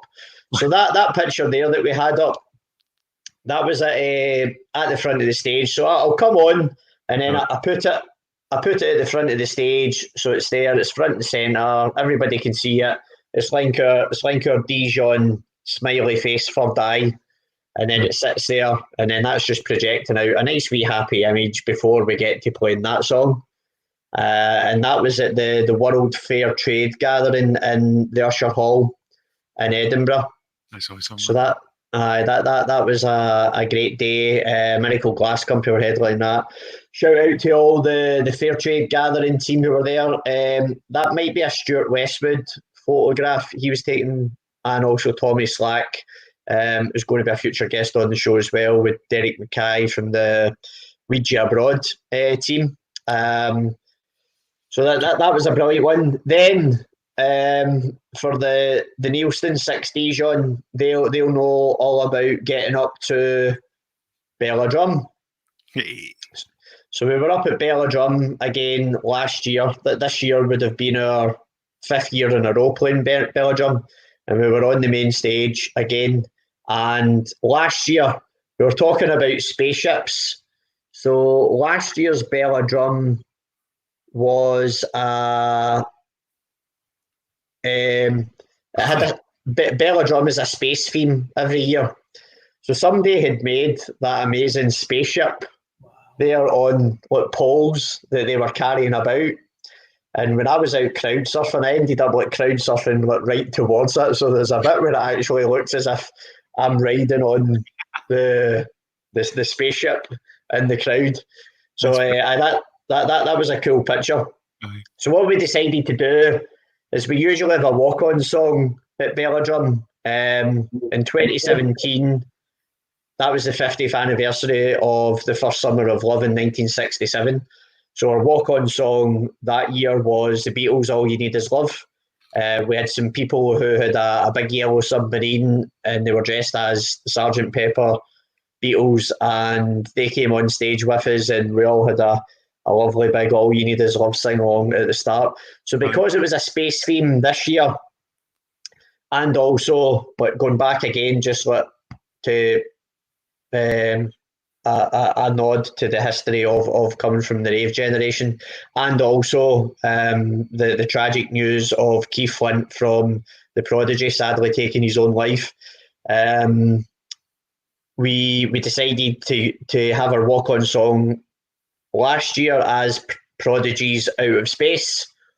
So I went back to getting into one of my other Dijon alter egos, which is Spaceman 5, the Spaceman 5 that was in your Barrowland video.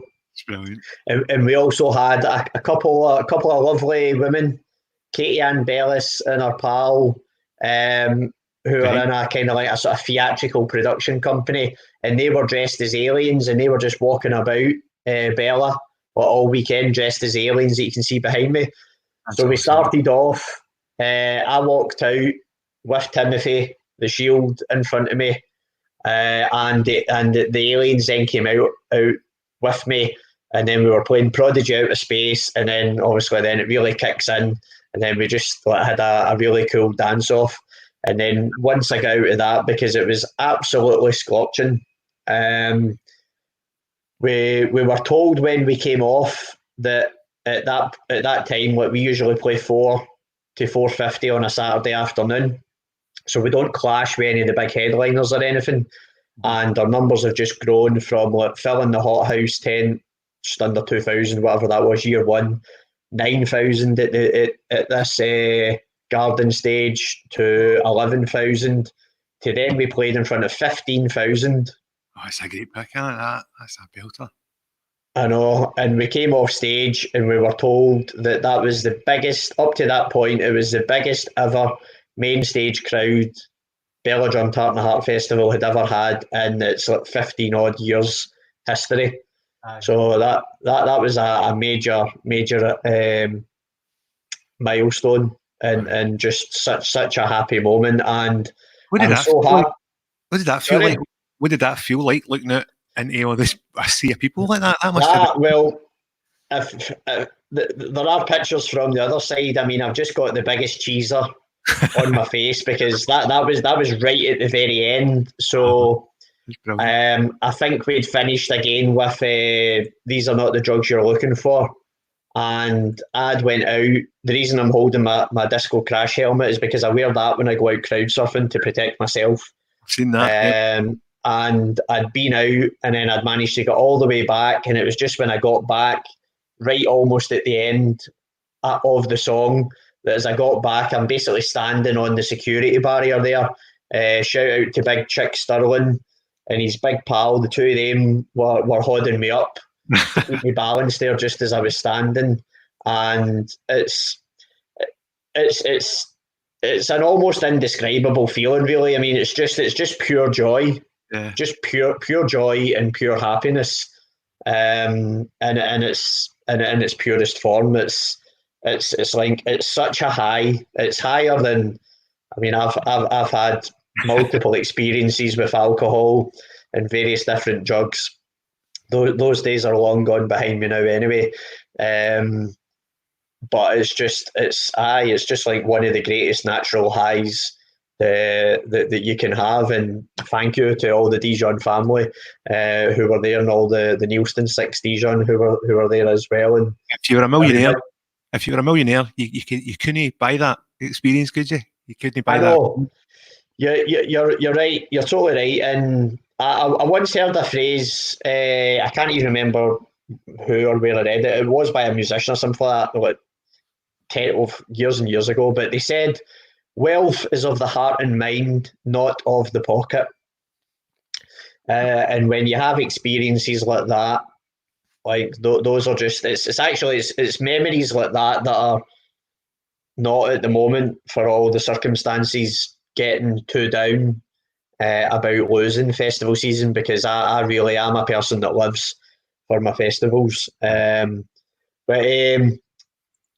just give a wee shout out to those are the comments. Lorraine, thank you very much, Lorraine. Zoe, you were amazing at Bella. Thank you very much, Zoe. Lorraine, it's amazing. It was amazing. Lorraine keeps trying to get me to go. Every time she speaks to me, she's like, "You need to come to Bella. You need to go to Bella. Come to Bella." Oh, you should. It's definitely one of our favourite festivals, man. It's amazing. See, for the size it is as well. I mean, it's the second biggest festival in Scotland now, I think. And for the size of it, it still retains family feel, a boutique feel to it. It's just got something. There's something special about it. I've got a confession to make for you now, Dave. I was actually going to save it for the next time that I came over to yours, but we don't know exactly when that's going to be. So now is the time to do it. I need to just go back to where it was sitting there. Shout out to the Extinction Rebellion Highlands team as well. I said to them that I've been an activist for Greenpeace and political lobbyist for them for a long time. I do as much as I can to stay involved with Extinction Rebellion as well. I think yourself and myself, Dave, obviously were very pro environmentalism, and everybody on the planet should obviously have a strong desire to want to see our planet in the best possible shape, because it is our entire life force for everything that we rely on to survive as a species, and not being selfish in the thinking that we are the only species. We need to share this planet with all the other species of animals that are on it. They all deserve to live just as much as we do, and as much of a harmonious coexistence as we can possibly have.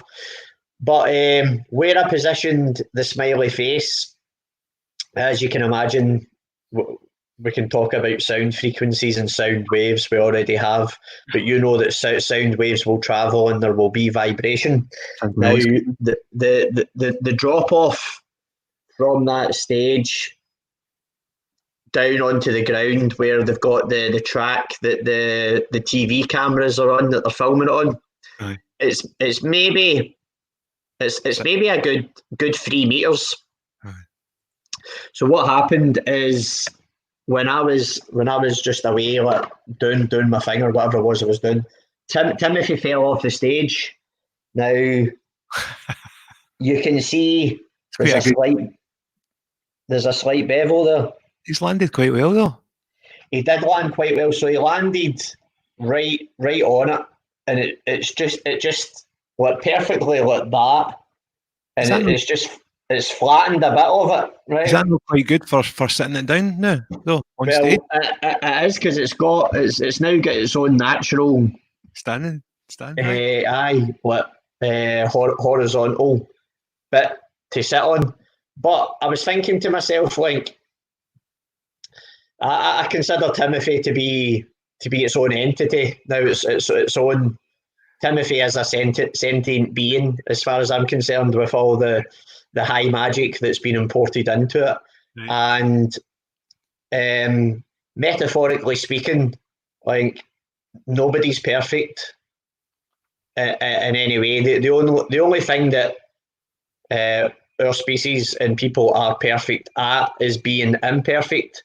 Yeah. And also, whatever stage, if you're an adult and you've been through a lot in your life, like, we all carry scars, whether they're physical. I've got scars on my head from falling, and my elbows from busting them open. Like, pretty much everybody has at least one scar somewhere on their body, and that scar is a sign of survival, and it's also a sign of a life potentially well lived, depending on what the experience was. But also there's a story behind every scar. So now we are anarchy in motion, and we always say expect the unexpected in the Dijon verse. And throughout the Dijon journey that we've been on, like that, we've had some casualties, and we've definitely picked up quite a few scars along the way. So I actually kind of feel as if that's Timothy now fully initiated into the Dijon family. I am, particularly into the band. So no way at all did I think that you would be upset that that accident had happened. Like, actually, I mean, I didn't even see it happen. Otherwise, I'd have probably ran like a goalie. Like Billy the Fish in the Viz and tried to dive and save it. But I wanted to share that with you now, so that was a wee exclusive. I'm happy with that as well. As every wee line on your face is a laughter line and all that kind of stuff. I'm with you on it, definitely. Zoe, so just jump. We've got a few comments in there as well. Just a wee recap here. This is a 23 podcast show, episode 9. We're here with David McKeague, also known as David SamadhisoundScapes.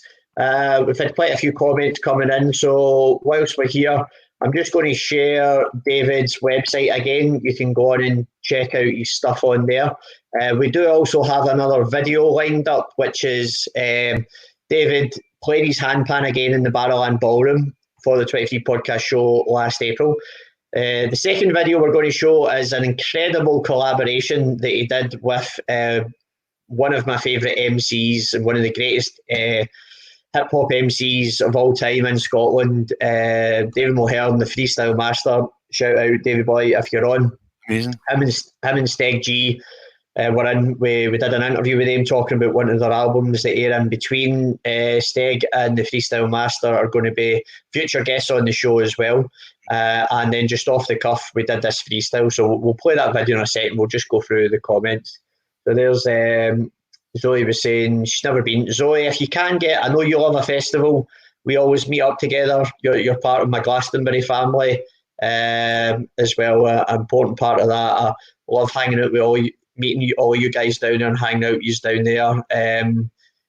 You need to get yourself up the other side of the British Isles and get up to the Highlands for Bella Drum. You definitely love it. I know you love a festival. Mary was saying, yes, you're amazing. Your energy is wow. Thank you very much. Well, the energy comes from the crowd. It's a total, it's a symbiotic relationship. Mary, I always say that. Like, we feed off the energy from the crowd, and then it's like it's a beautiful singing bowl. To use Elaine's mention of a singing bowl earlier on, it's like a beautiful singing bowl of energy just between us all when we all come together as one in the Dijonverse. Zoe, nay plan B. I'm not sure what that refers to now. Please don't show me broken bones. No, I think I'd broken my nose a while ago, but that's another story that I won't go into. Okay, so game, is it no? No, it was way before that. Pre Dijon years and everything as a teenager, just a bit of stupidity. But thank you everybody for tuning in. If you've got any questions for myself or Dave, feel free to chip in with them. I think what we'll do is thanks Jude for tuning in again. Well said. Thank you, Jude. Big love out to you, out to the Dundee Massive, yourself, your sister, Rachel, the wee man. Obviously meet them at quite a few festivals. I think actually, Jude and her partner and Rachel and her partner had one of the ceremonial weddings at Eden last year. Which I didn't even know that they were doing. In actual fact, I ended up getting involved in one of them with a couple of the Dijon family who had one of them as well. We can talk about that on the other side of the video because I'm sure we both love Eden with an absolute passion. Yes, Jude, one love. Okay, so whilst we play this next video, it is 4 minutes and 55 seconds long. So if you, time I'm going to go and make a green tea. I'll still be able to hear it with my headset on anyway, my Bluetooth headset. If you want to nip away, if you're watching for your phone or whatever, take your device wherever you're going. Go to the toilet, have a wee break, or actually don't do any of that if you can. Please watch the video because this is an absolutely amazing performance. Once I put it up, I'll share it in the comments anyway, so if you do miss it for whatever reason, it'll be there and you can go back and you can check it out. So I'm just going to mute myself and my other David, and we'll play David SamadhisoundScapes with the freestyle master. And this is a complete freestyle, completely unrehearsed. They hadn't even met before this, both playing beautiful harmonic resonance and the flow just coming out from the universe, from the freestyle master's lyrics. Wait until you hear this. It's mind blowing. Enjoy, people. We'll be back in 5.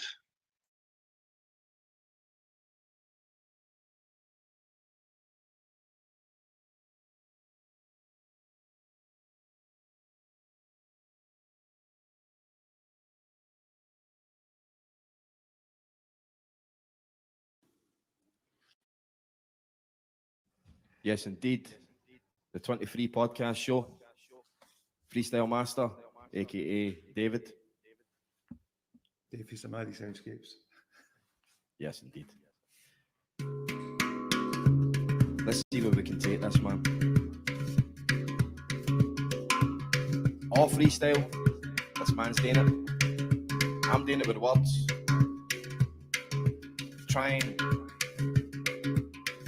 get a symbiotic energy flowing, you know what I mean? On the 23 episode podcast show, somebody let God know that I'll be coming here. I'm transcending. I'll be up in the skies as I'm ascending. Here we are again as we be flipping. I'm back in the zone, I feel I'm tripping. It's like the sun is slipping inside of me. It's like I'm stepping the 3 for my degrees. Everybody freeze, no, I got the slurs up my mouth. That's the way it is, we're taking it somewhere, no doubt. You can see deep inside the eye of me, the singularity that seizes me, pleases me, teases me, expertise freezes me, till I be left, I'll be easing these words. Great take, that's the way it is, man, every night skate, back to the stars. As we be tripping, I'll be going past Mars. I'm with the elves, man, bad for your health with the DMT, knowledge of myself, transcending again. No, I'm descending with pain, but the pain never let me be, cause the pain's just an energy of free. I know it's all back here, and the atmosphere, the coast is clear. Everybody knows that we all will appear. When the ghost is here, I show no fear. I take it up a level, I play cards with the devil, but it don't drop down to me. That's the way it is, it's all so profound to me. And this creation right here, he took a battle metal, made it a sphere, and then he put the dimples, made it all happen. That's the way it is, he's clapping it, no, I'm rapping. And that's here, that says the moment, never gonna capture it again, so own it. We're reaching up the higher degrees, that's the kundalini rising up the spine with the essence we bringing, singing, bringing it back to the essence of the future. That's the fact. The past never happened, it's never there, and you're looking at the future feeling scared, but the future's never gonna come. It's right here, right now. Just succumb to the drum, make sure that the rhythm's in your heart. That's the way it's beating the same as the planet, the stars, where you came from. That's the way we are, making up a whole new song as we be taking it strong. And you be feeling the bong, it's hitting me deep inside of my brain. I see right, no wrong, and my left hemisphere is pain, and my right hemisphere is insane, cause my right hemisphere opens up and I be gazing at my pineal gland, and I feel corrupt, but I'm fucked and I'm left at the bottom. The government got me locked down, I stopped them, cause I don't pay no mind, take my sovereignty. That's the way it is, man, my own authority. You can never conquer me, master me, I'm the mastery. That's the master beat, $10,000 for the master's free. He's the master beside of me, man of the brain, this is sound. This man made the sound come round. Knew the vibrations floating through there. It's the air in between that you don't care. The air that we breathe is us. Man, the air that we breathe is dust. Cause they put the rust into the stars, and then they took it back here, so I'm bizarre. Weird, sincere, but a widow's tear never felt as sincere as me when I'm here. I appear in the atmosphere clear. God never knew me, cause God always showed me fear. Here I am again, languishing inside of my pain, and the anguish I feel is sustained. I tell you right now, it's on my brain. Painting us as all unequals, painting us as if there's no sequel, painting you as if you're a bad man, Painting you as if you're a sad one. Painting you as if you're depressed. Painting you as if you're confessed. Painting you as if you should confess. Fuck that shit, don't get the shit off your chest, cause it's inside of your mind that you combine in the time, and you be finding the rhyme, and you be making designs, it's divine. That's the way you have it right here inside of me. As I be looking for the pride, but it's finding me. And I be going on too long, but it's all so sweet. That's the way it is, man. My man made the beat. It's semantic sounds that we be cutting, and that's the way it is, man. Time keeps ticking. But in the Battlelands, I battle load of soul. That's the way that I just hold my whole control. Power Cup Productions, I keep it going faster. And yes, I'm the freestyle master. And we be dropping the sound that's thicker than custard. Picking up David Blairr, I'm gonna Colonel Mustard. Then the Dijon 5, we survive. I'm out of here, Power Cup Productions, and we keep it live. Peace.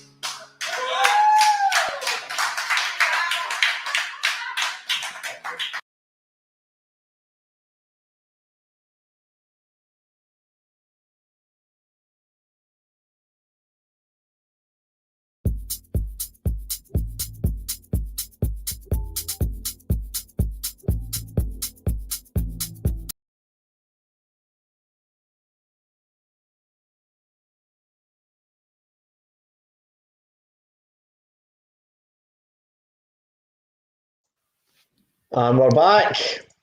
I was enjoying that. We're back. The extra video that we were getting for our money there. Aye. It skipped on to another video. Actually, what was that? It was weird cool. Sometimes. It was Philippe Gordon. Hey, keep going. It's interesting where the YouTube algorithm will take you sometimes. Aye. After you play something, but again, man, just absolute round of applause to yourself and David Blairr, the freestyle master, for that. It's just the consciousness rapping, and I remember, well, I was there obviously, like watching it, and there are parts during that where he's freestyling, and you're just fucking the smile on your face that. The words that he's saying just are clearly just resonating so strongly with your belief system. Aye, absolutely. That it was an absolute, and also to be in such a special in the greatest cathedral for live music in the world, in my opinion, to be in there. It's just so many people say there is magic in those walls, and there was again that night. It was just something. There was special, wasn't it? Definitely at the time. Definitely. See the wee bit he comes in, painting us as if we're equal, painting us. That wee bit the two is just kind of fly off a wee bit. You kind of like you drop off. Aye, I was brilliant. I had the hairs in the back of my what's left of my hairs, the back of my head where I was standing up with that bit as well. It was brilliant. I know. It was special. I've just given a share of that video in there.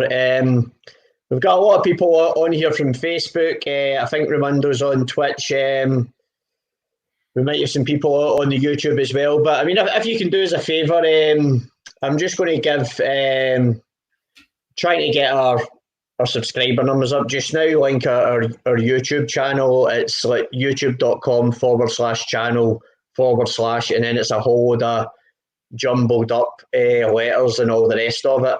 So we're currently at 63 subscribers on YouTube.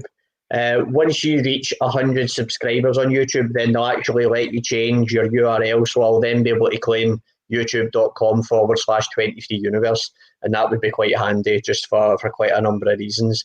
So if you wouldn't mind, I've just given our YouTube channel a share in the comments as well, just after that video there that we've just watched. If you can hit subscribe, please, on YouTube, that would be greatly appreciated. If you're on another platform, if you can give the 23 Universe Facebook page a link as well, that would also be really appreciated. Just in terms of... I just need to let the cat in. 2 seconds. Hang on. Yep. Let the cat in.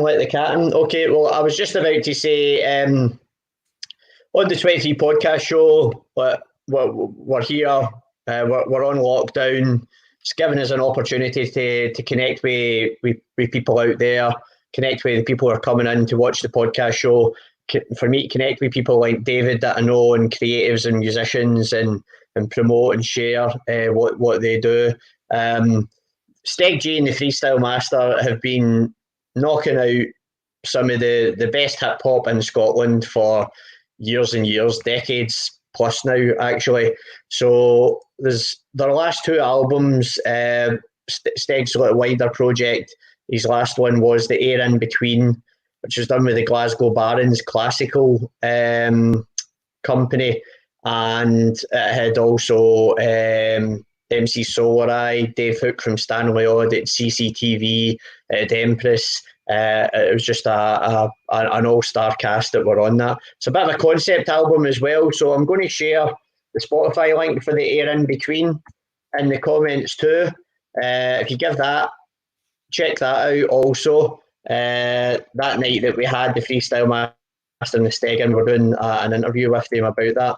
And I'm also, there's another album that Steg G and the Freestyle Master brought out, which is called The Freedom Frequency. And I was asked earlier on today by a pal who is starting to, I've recommended, during lockdown, he's been wanting to discover new music, and he knows I'm a total muso, and he's been asking me for recommendations. So he actually he knew who Kraftwerk were, but sadly they're just recently when one of Kraftwerk died. I've taken my mind blank on his name now. Was it Ralph? Can't remember. No, it wasn't. It was Florian Schneider. So one of the co-founders of Kraftwerk, who are just basically the Beatles of electronic music. He recently sadly passed away, and I went on actually probably about a 3-day Kraftwerk binge of just listening to Kraftwerk, right from their whole discography all the way through. And I recommended to my pal that start listening to Kraftwerk, and he did, and he was absolutely loving them.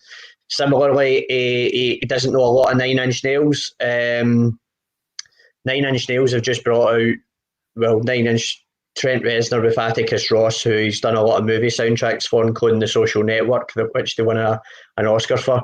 They've brought out, they had 4 albums that were called Ghosts, which is more like kind of like ambient music, and 9 Inch Nails have always had this oscillation between like really, really amazing industrial rock metal, and Trent said he's more, because he's a prodigy, he was a child prodigy on the piano, so he's more classical type led ambient moments as well, that between the light and the dark of the internal battles that he's had with his mental health and alcohol, drug addictions as well.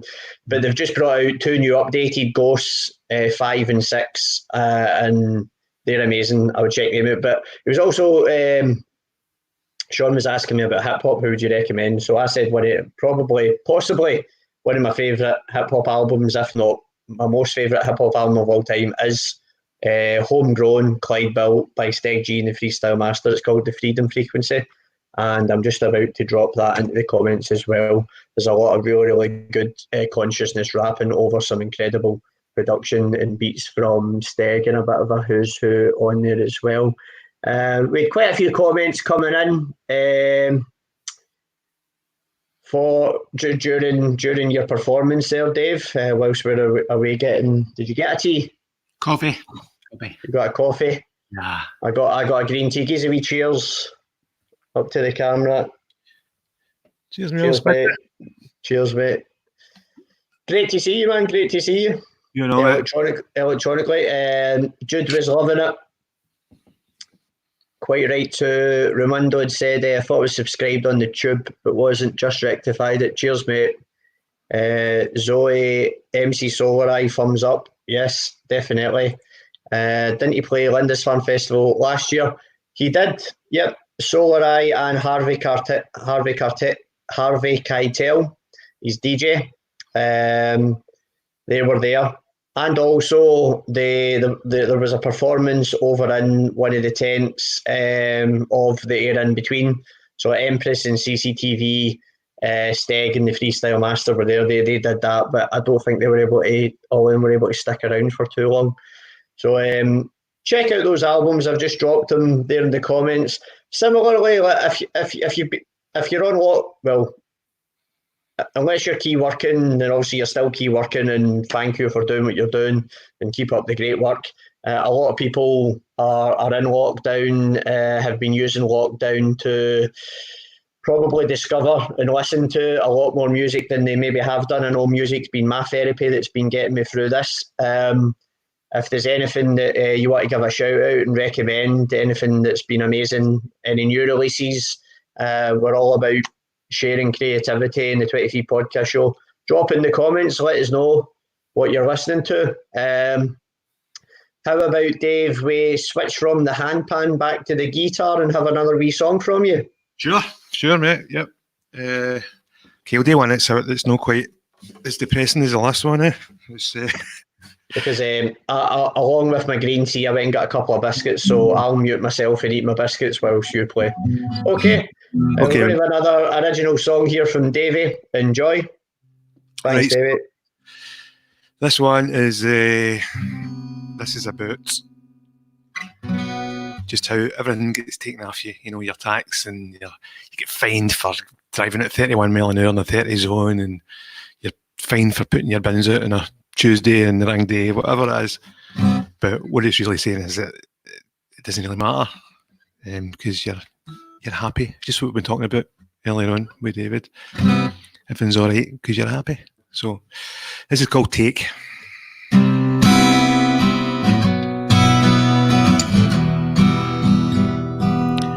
Take my money, take my time, take my car keys, and take my wine, because we all in need of a risk. It's a pain we're living with. So take my money, you won't take my life. Take my girlfriend, take my cash, take my whiskey, you can take my hash, because we all in need of a risk. It's a pain we're living with. So take my money, you won't take my life. Yeah, I got everything I need right in front of me, 'cause I got everything I need right in front of me. Yes, I got everything I need right in front of me. Oh, who cares what the government says, as long as I feel fine. Take my money, you won't take my life. Take my future, take my past, take my next one. You can take my last, 'cause we all in need of a risk. It's a pain we're living with. So take my money, you only take my time. Yeah, I got everything I need right in front of me. 'Cause I got everything I need right in front of me. Yes, I got everything I need right in front of me. Oh, so who cares what the government says, as long as I got mine. Take my money, you won't take my life. Take my money, you won't take my life. Hey, yeah, you can take my money, you won't take my life.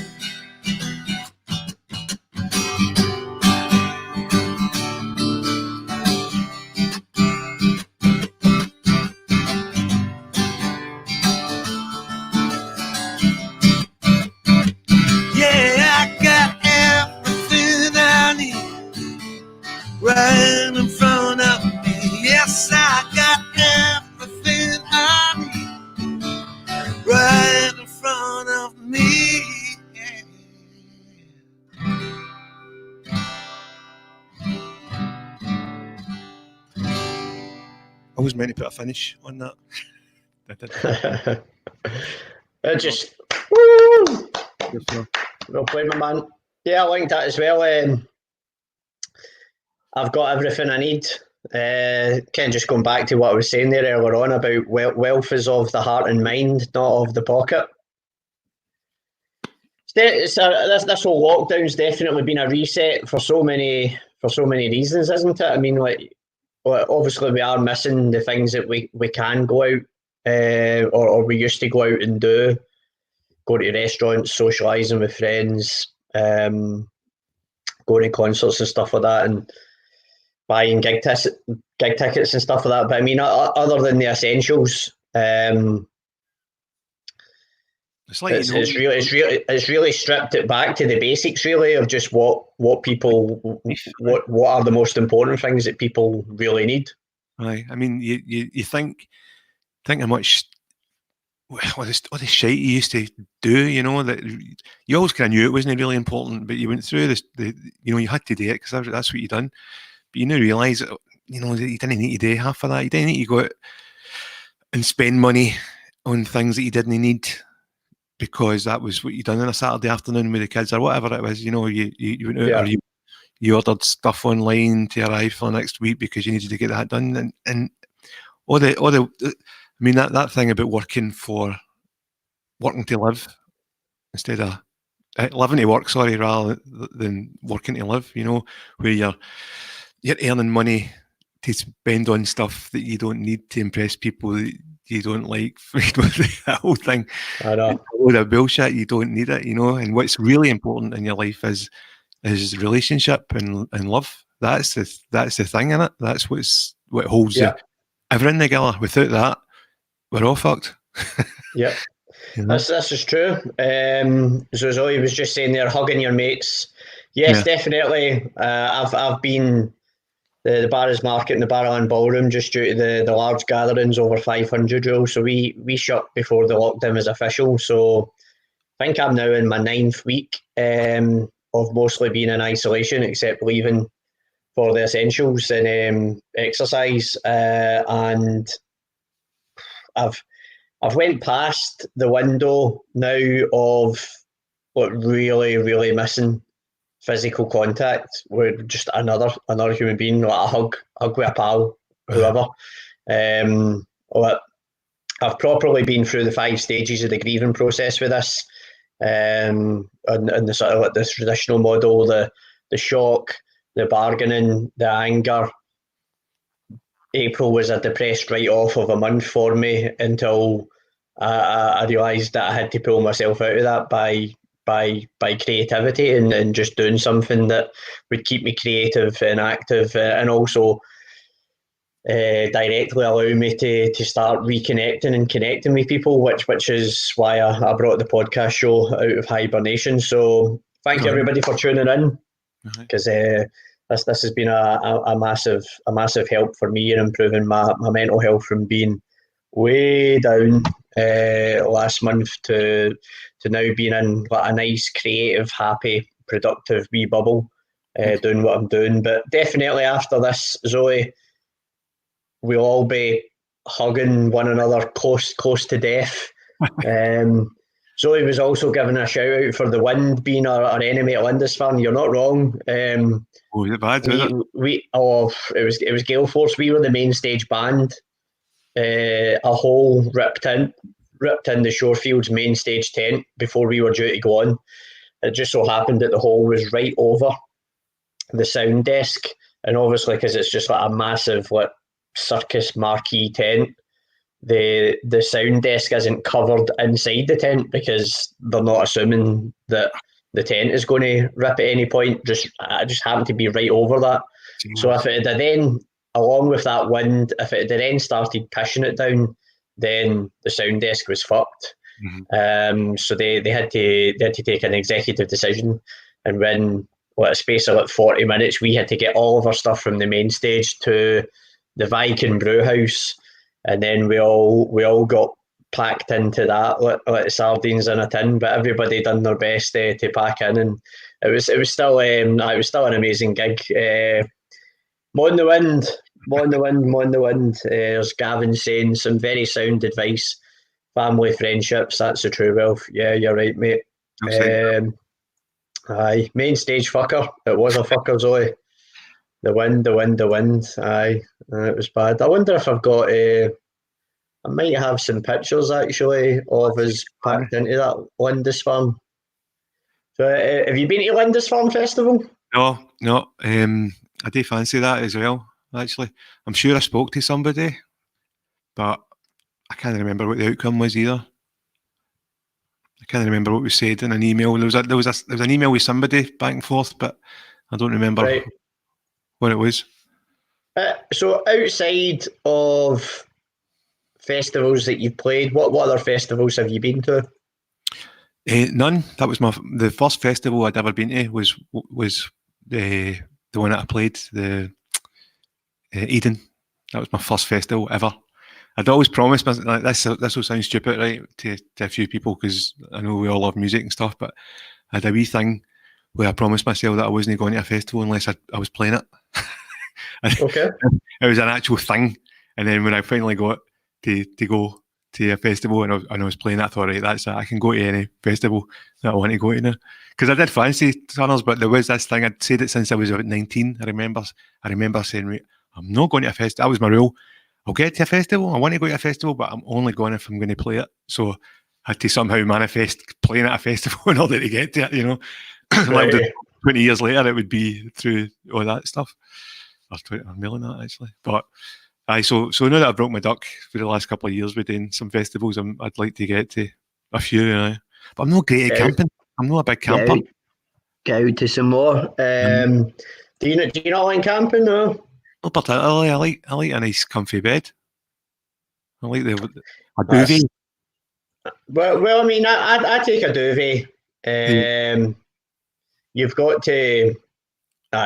Part of the festival experience for me is the camping part of it. And after doing 20 in a festival season, you do get a bit of festival fatigue at the end, but the novelty's always there at the beginning. Is that not basically like being in the army for 10 years? Doing 20? Aye, pretty much.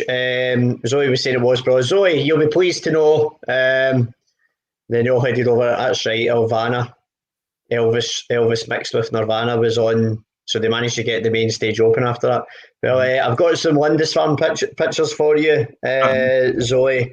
So I found this was us when we were on stage, and this was me when I was out crowd surfing on somebody else's inflatable unicorn. Titicaca. Shout out to the Lindisfarne Massive, wee Annie and Jenny and Naomi, all their pals. That was their unicorn mascot for the weekend at Lindisfarne, called Titicaca. And Naomi, if you can see closely into that picture, I'm also wearing a unicorn head. Can you see? Where are you?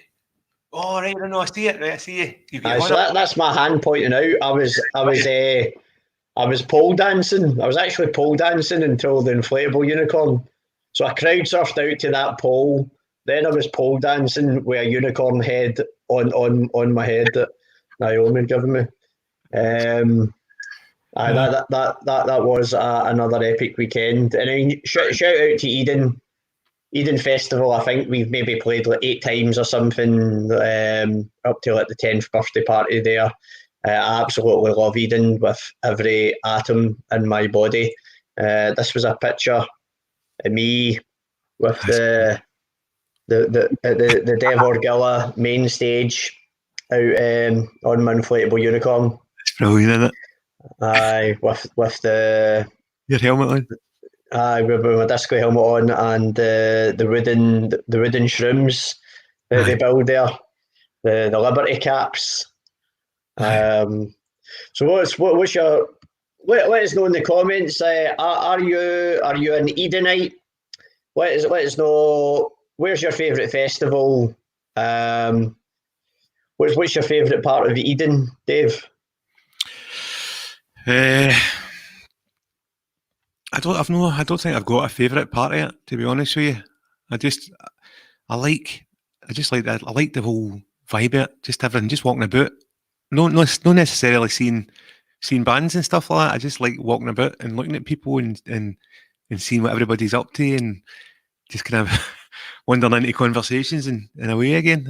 I'm a bit of a people watcher, so I can spend hours and hours just watching folk, and I like that about the place. The fact that you just don't know what's coming, you know. Yeah. 1 minute.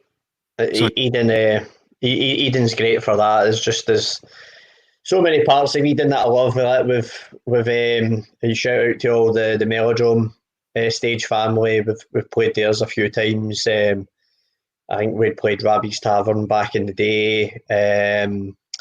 We played like the Furry Chillum. So we'd played like all of them before we worked our way up to getting on the main stage. And last year we didn't play, but I was asked to do some comparing in Rabbie's Tavern, which led to some comparing on the main stage as well. So I was pleased to introduce quite a few amazing acts. I came to find you twice, but I couldn't find you.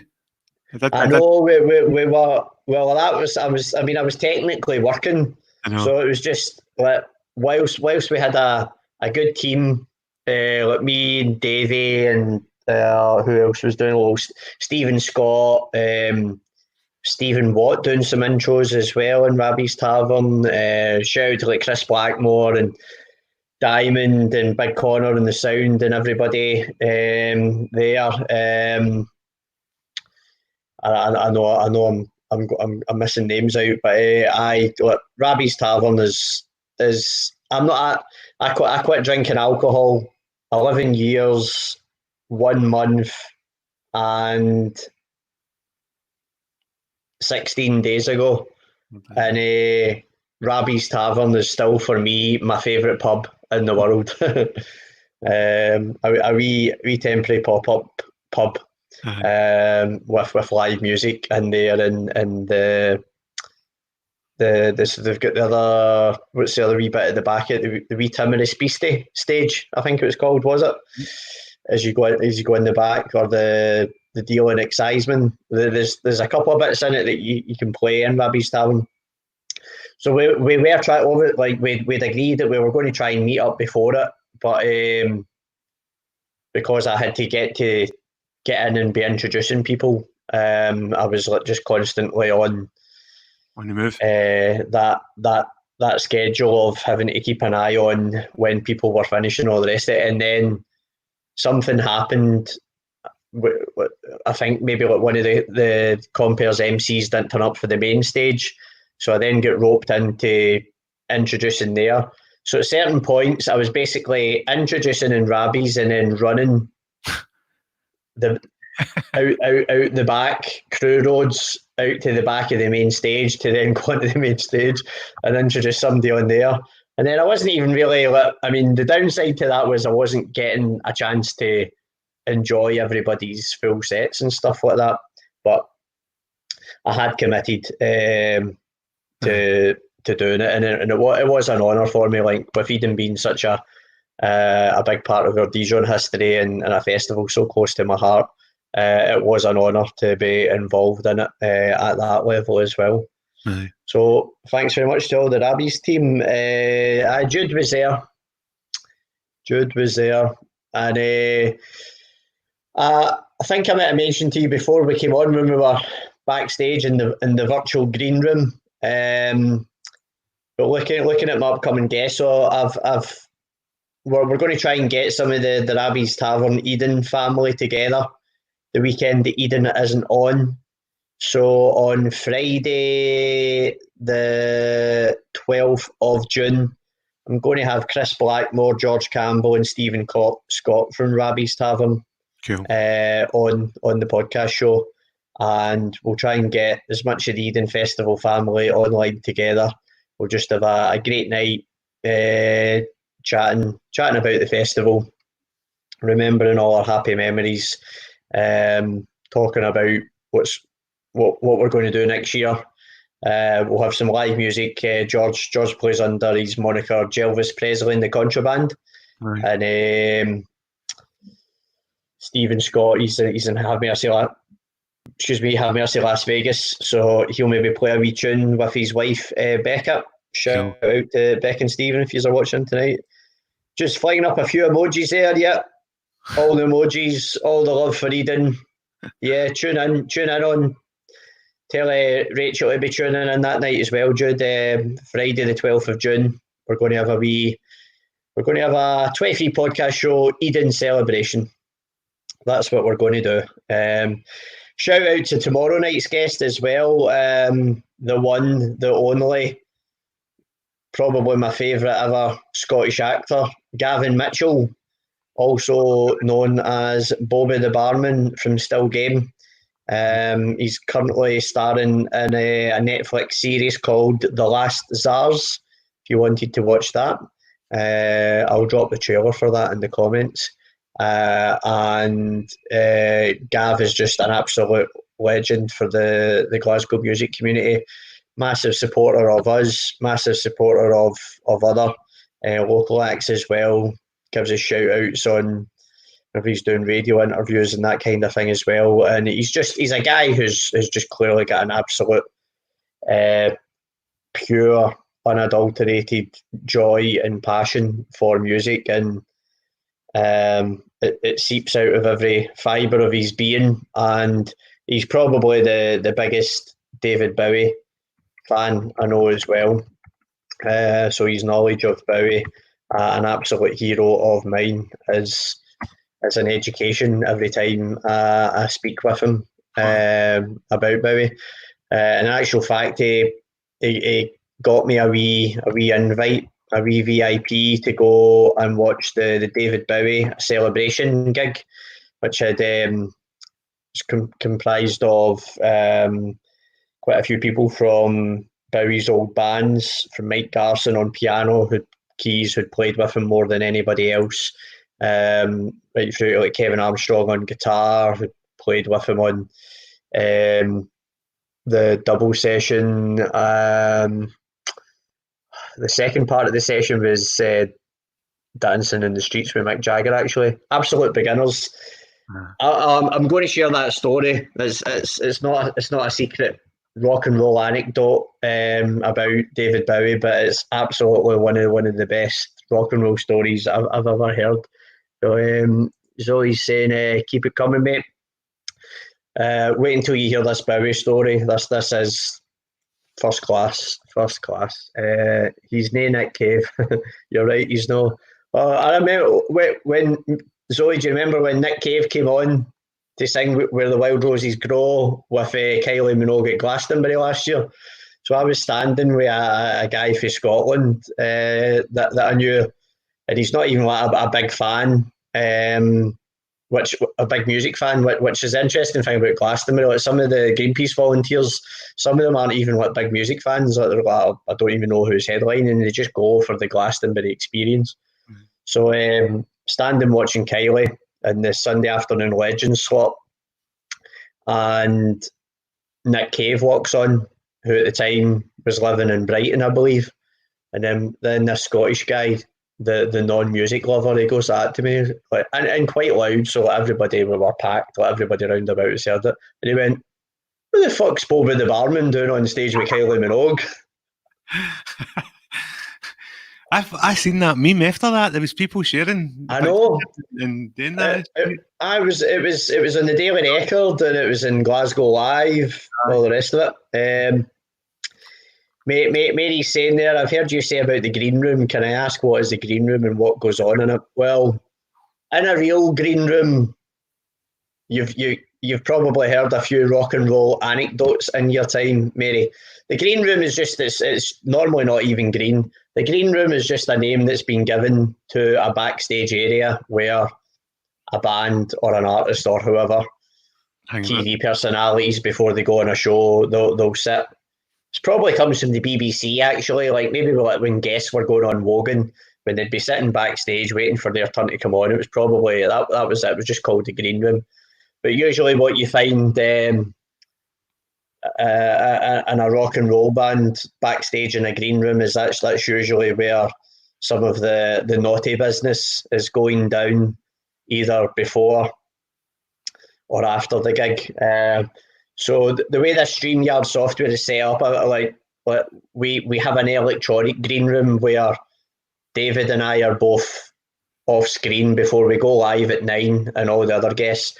Plus, also, if I bring in more guests, they can be sitting, I can see them on my screen, and then I bring them in when I'm ready. But we weren't doing anything virtual naughtiness. No, there was no virtual naughtiness, nothing more untoward than drinking green tea and coffee. It was total rock and roll. What else here? Joe, Hillsam, and I think it's just been tagged there. Thanks, Matthew, if you're tuning in, just for tagging those people, if you bring them in. Mary, you're a Bowie fan? Okay, I'll tell this Bowie story in a wee second. Joe, what's happening? Welcome in, Joe, Sam, and shout me out. All right, Joe, thanks very much. So a few new people just joined us. If you have just joined us, welcome. This is the 23 Podcast Show, episode number 9. Been doing this throughout my furlough period. I work in the Barrowland Ballroom and the Barras Market, playing a band called Colonel Mustard and the Dijon 5. So we don't have any gigs coming up, and all of our festivals have cancelled. So during this lockdown for me that I've been in for just over 9 weeks, I brought my 23 Podcast Show of hibernation to reconnect with all the creative community that I know, and give them an opportunity to come on and tell people how their lockdowns are going, sing some songs for us. We're playing some videos. We're just shooting the breeze. It's like a virtual Rabbi's Tavern, except we're online and it's not quite Eden Festival. But thanks for tuning in anyway. Okay, so for Mary, the Bowie fan, and everybody else's benefit, right? So I'm just going to take a wee drink. Get myself comfy here. Hang on. So Bowie from his earliest days, and then through his Ziggy period, and with the Spiders, his band the Spiders from Mars, he obviously worked with quite a lot of musicians throughout his time. And coming into, I'm just going to quickly Google to get my date right on the release date. And then, so I'm just Googling David Bowie, Absolute Beginners. Up comes the Wikipedia, and there we go. So that song was released on the 3rd of March, 1986. Seems like a long time ago now, doesn't it? David. And at the Bowie celebration gig that I went to with Gavin Mitchell, one of the guitarists there that night, Jerry, the Irish guy, Jerry Leonard, he had Kevin Armstrong. So Kevin Armstrong was well known. Kevin Armstrong is now in Iggy Pop's band. Before he'd crossed Bowie's radar, he was a very successful session musician and well known as basically one of the best session musician guitarists in the game. Now, a lot of amazing musicians, as you'll know as well, David, can totally make a career out of being a session musician and make a lot of money doing it. Most famously, probably Jimmy Page was one of the greatest session guitarists of the 60s before he decided to go into the Yardbirds and then into Led Zeppelin. So Kevin Armstrong had crossed, somebody had planted a Kevin Armstrong seed in Bowie's mind, and Bowie had some songs that he was wanting to record. So through an intermediary, Kevin got a call. Listen, long story short, you've been headhunted by an A-list artist at the moment for confidentiality reasons. I can't tell you who it is, but needless to say, it's an A-lister. If we send you some music, can you learn and then just sort of like bring your own ideas to the table for the guitar parts for this song? And obviously, like, he's like, right, this is an incredible opportunity. I'm not going to pass this up. So yes, definitely, I'm in. Tell me where I need to be and when. And so he goes and he turns up early. He's there like half an hour early or whatever, and he turns up. So he's in and he's waiting, and walks David Bowie. So like he's just like, oh, fucking hell, right? He hadn't even guessed like that's who it was going to be, but it's David Bowie. So the recording session is to record, firstly, Absolute Beginners. So it's just Bowie, the rest of them, Kevin Armstrong. He absolutely nails it. Bowie's delighted, and then Bowie says to him, right, okay, you've passed audition 1. This is actually a 2-song recording session, and here's the new music. Can you start learning that? And then Mick's going to come, and then we'll lay down the track. We'll record the track. So when he hears Mick, he doesn't think anything like, oh, I'm not sure, is it Mick Ronson? Or like, is he coming like back to work again or whatever? Like he doesn't know who Mick is. Now this is quite an infamous recording session, because they're like, if Bowie goes into the sound isolation booth to record his vocal, even when he's not singing, the sound engineer is just continuing to record. So the Mick in question ended up being 2 hours late, and Bowie was being a consummate professional about it. And there was a famous recording, because so that Bowie wouldn't get bored, and they also knew that, right, we don't want Bowie to get pissed off with this late coming situation now. And Bowie was really, really good at accents, so the sound engineer just through the cans was just saying to him, oh, can you do this accent? Can you do that? Can you do an impression of John Lennon? Can you do an impression of blah, blah, blah? And Bowie basically runs through his full repertoire of amazing impressions of all these famous rock and roll stars and all the rest of it. And then those recordings then were subsequently, like, they came out whenever it was.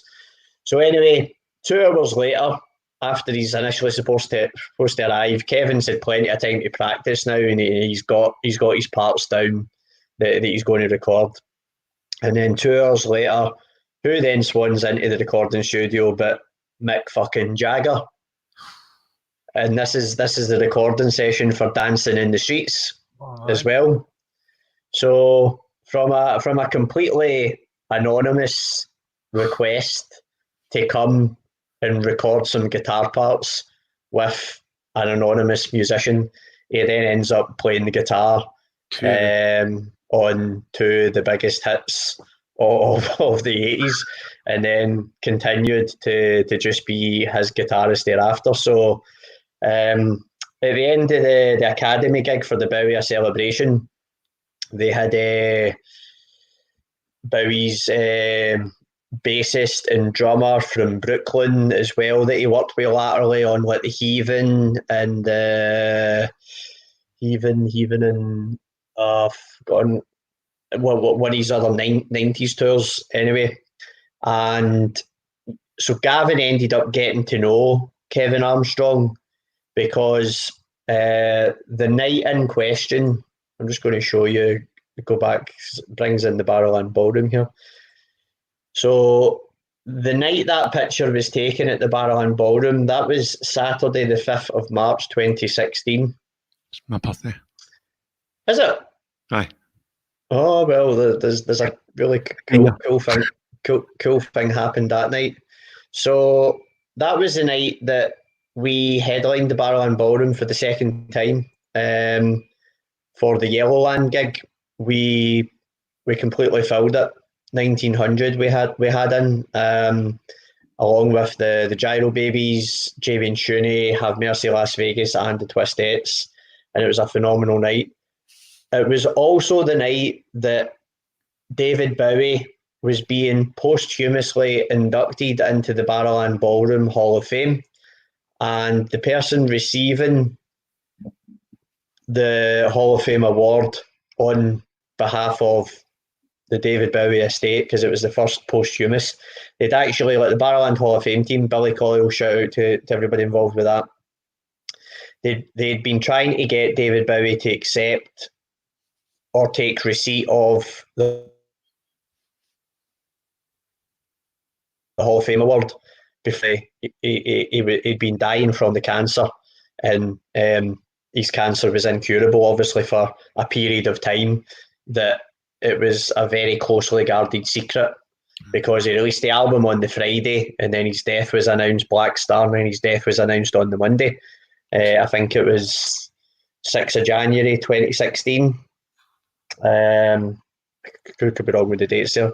Correct me if I'm wrong, please, or I'll just Google it just now. David Bowie. So he wasn't able to receive the award because he had the cancer and treatment and all the rest of it. So he died on the 10th of January 2016. That was a Friday. Sorry, that was the Monday it was announced, and his Black Star album came out the Friday. I remember it well. And at the Barrowland Ballroom, Gavin Mitchell received the award on behalf of the Bowie family. So that was the first posthumous induction into the Barrowland Ballroom Hall of Fame. So then Errol Slick, one of Bowie's other guitarists throughout his career, they were doing like a benefit gig. So Gavin Mitchell got to meet Errol Slick to pass on the award to Errol, who was then going to take it to New York to pass on to his widow, Iman, his daughter, Alexandra, the family anyway.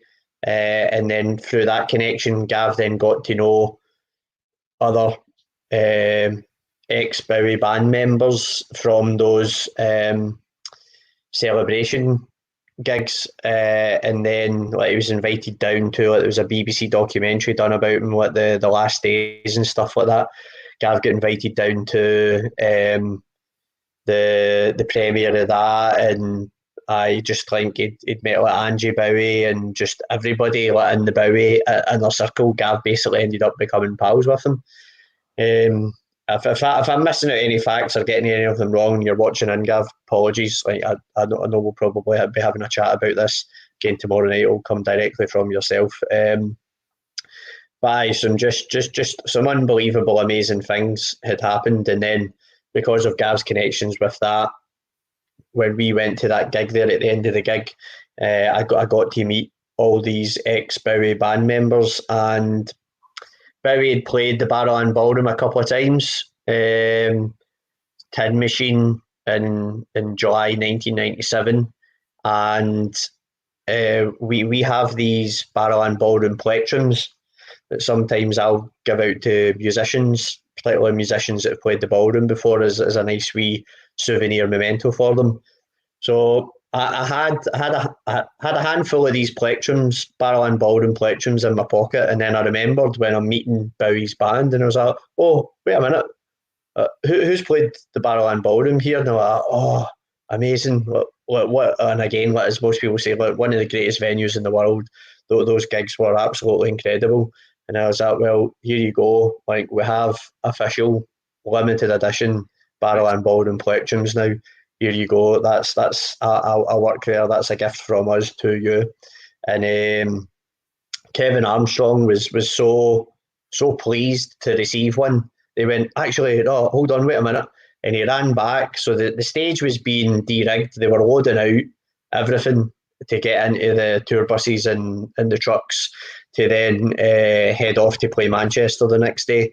And he actually stopped like one of the roadies, like, packing away all his stuff. He was like, no, wait a minute. And then I seen him like go into a box that was just being wheeled off. And then he came running back up, and then he went, "There you go, trade for trade." And then he gave me his own plectrum as well, which it's got his wee signature on the back of it, and then the other side it was like the Bowie logo, Bowie A Celebration. But Gavin had taken, I was Gavin's guest there that night, and he'd given me that plectrum, and he's Gavin's pal. And then straight away, I was like, fuck, he's only brought one over. So I'm then obviously feeling guilty that I've got this plectrum from Gavin's pal, just because I've handed over a Barrowland Ballroom plectrum. So as soon as they turned their back and then they went to go into the tour bus, I just turned to Gav and I just went, Gav, here, this is yours. And then he went, oh, are you sure? And I went, aye, man, fucking of course I'm sure. Like, you invited me. Like, just to meet them was an absolute humbling honour. And you deserve this more than me. So please, I want you to have it. He's your pal. And then I gave it to him, and then we drove home. So that's a great story. Aye, that was a beautiful night. Gav's got some epic Bowie stories. So if you're free tomorrow night, Dave, tune in. Tune back in. And he was doing a Bogart thing, wasn't he? Last year, was it last year? He did a play, a pie and a pint, Casablanca, at the Oran Moor, and I actually won. Thank you, Zoe. Thanks very much. Thanks everybody for that's still with us at the moment. The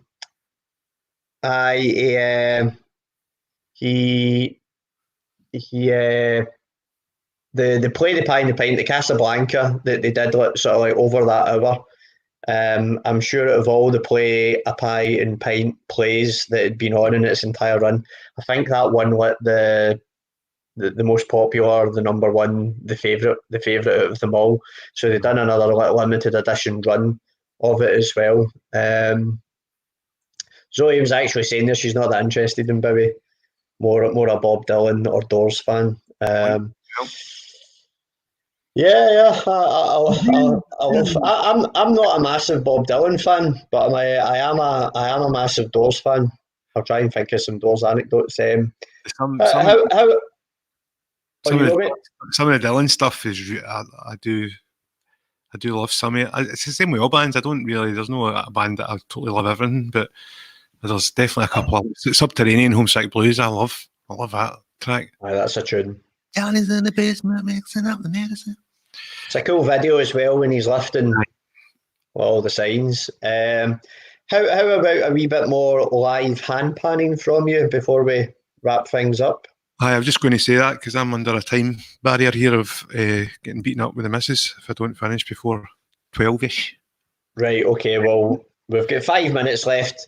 Let's have a few minutes hand panning. If you're still with us, thank you very much for sticking with us throughout this time. This is the 23 Podcast Show, episode 9, with myself, your host, David Blairr.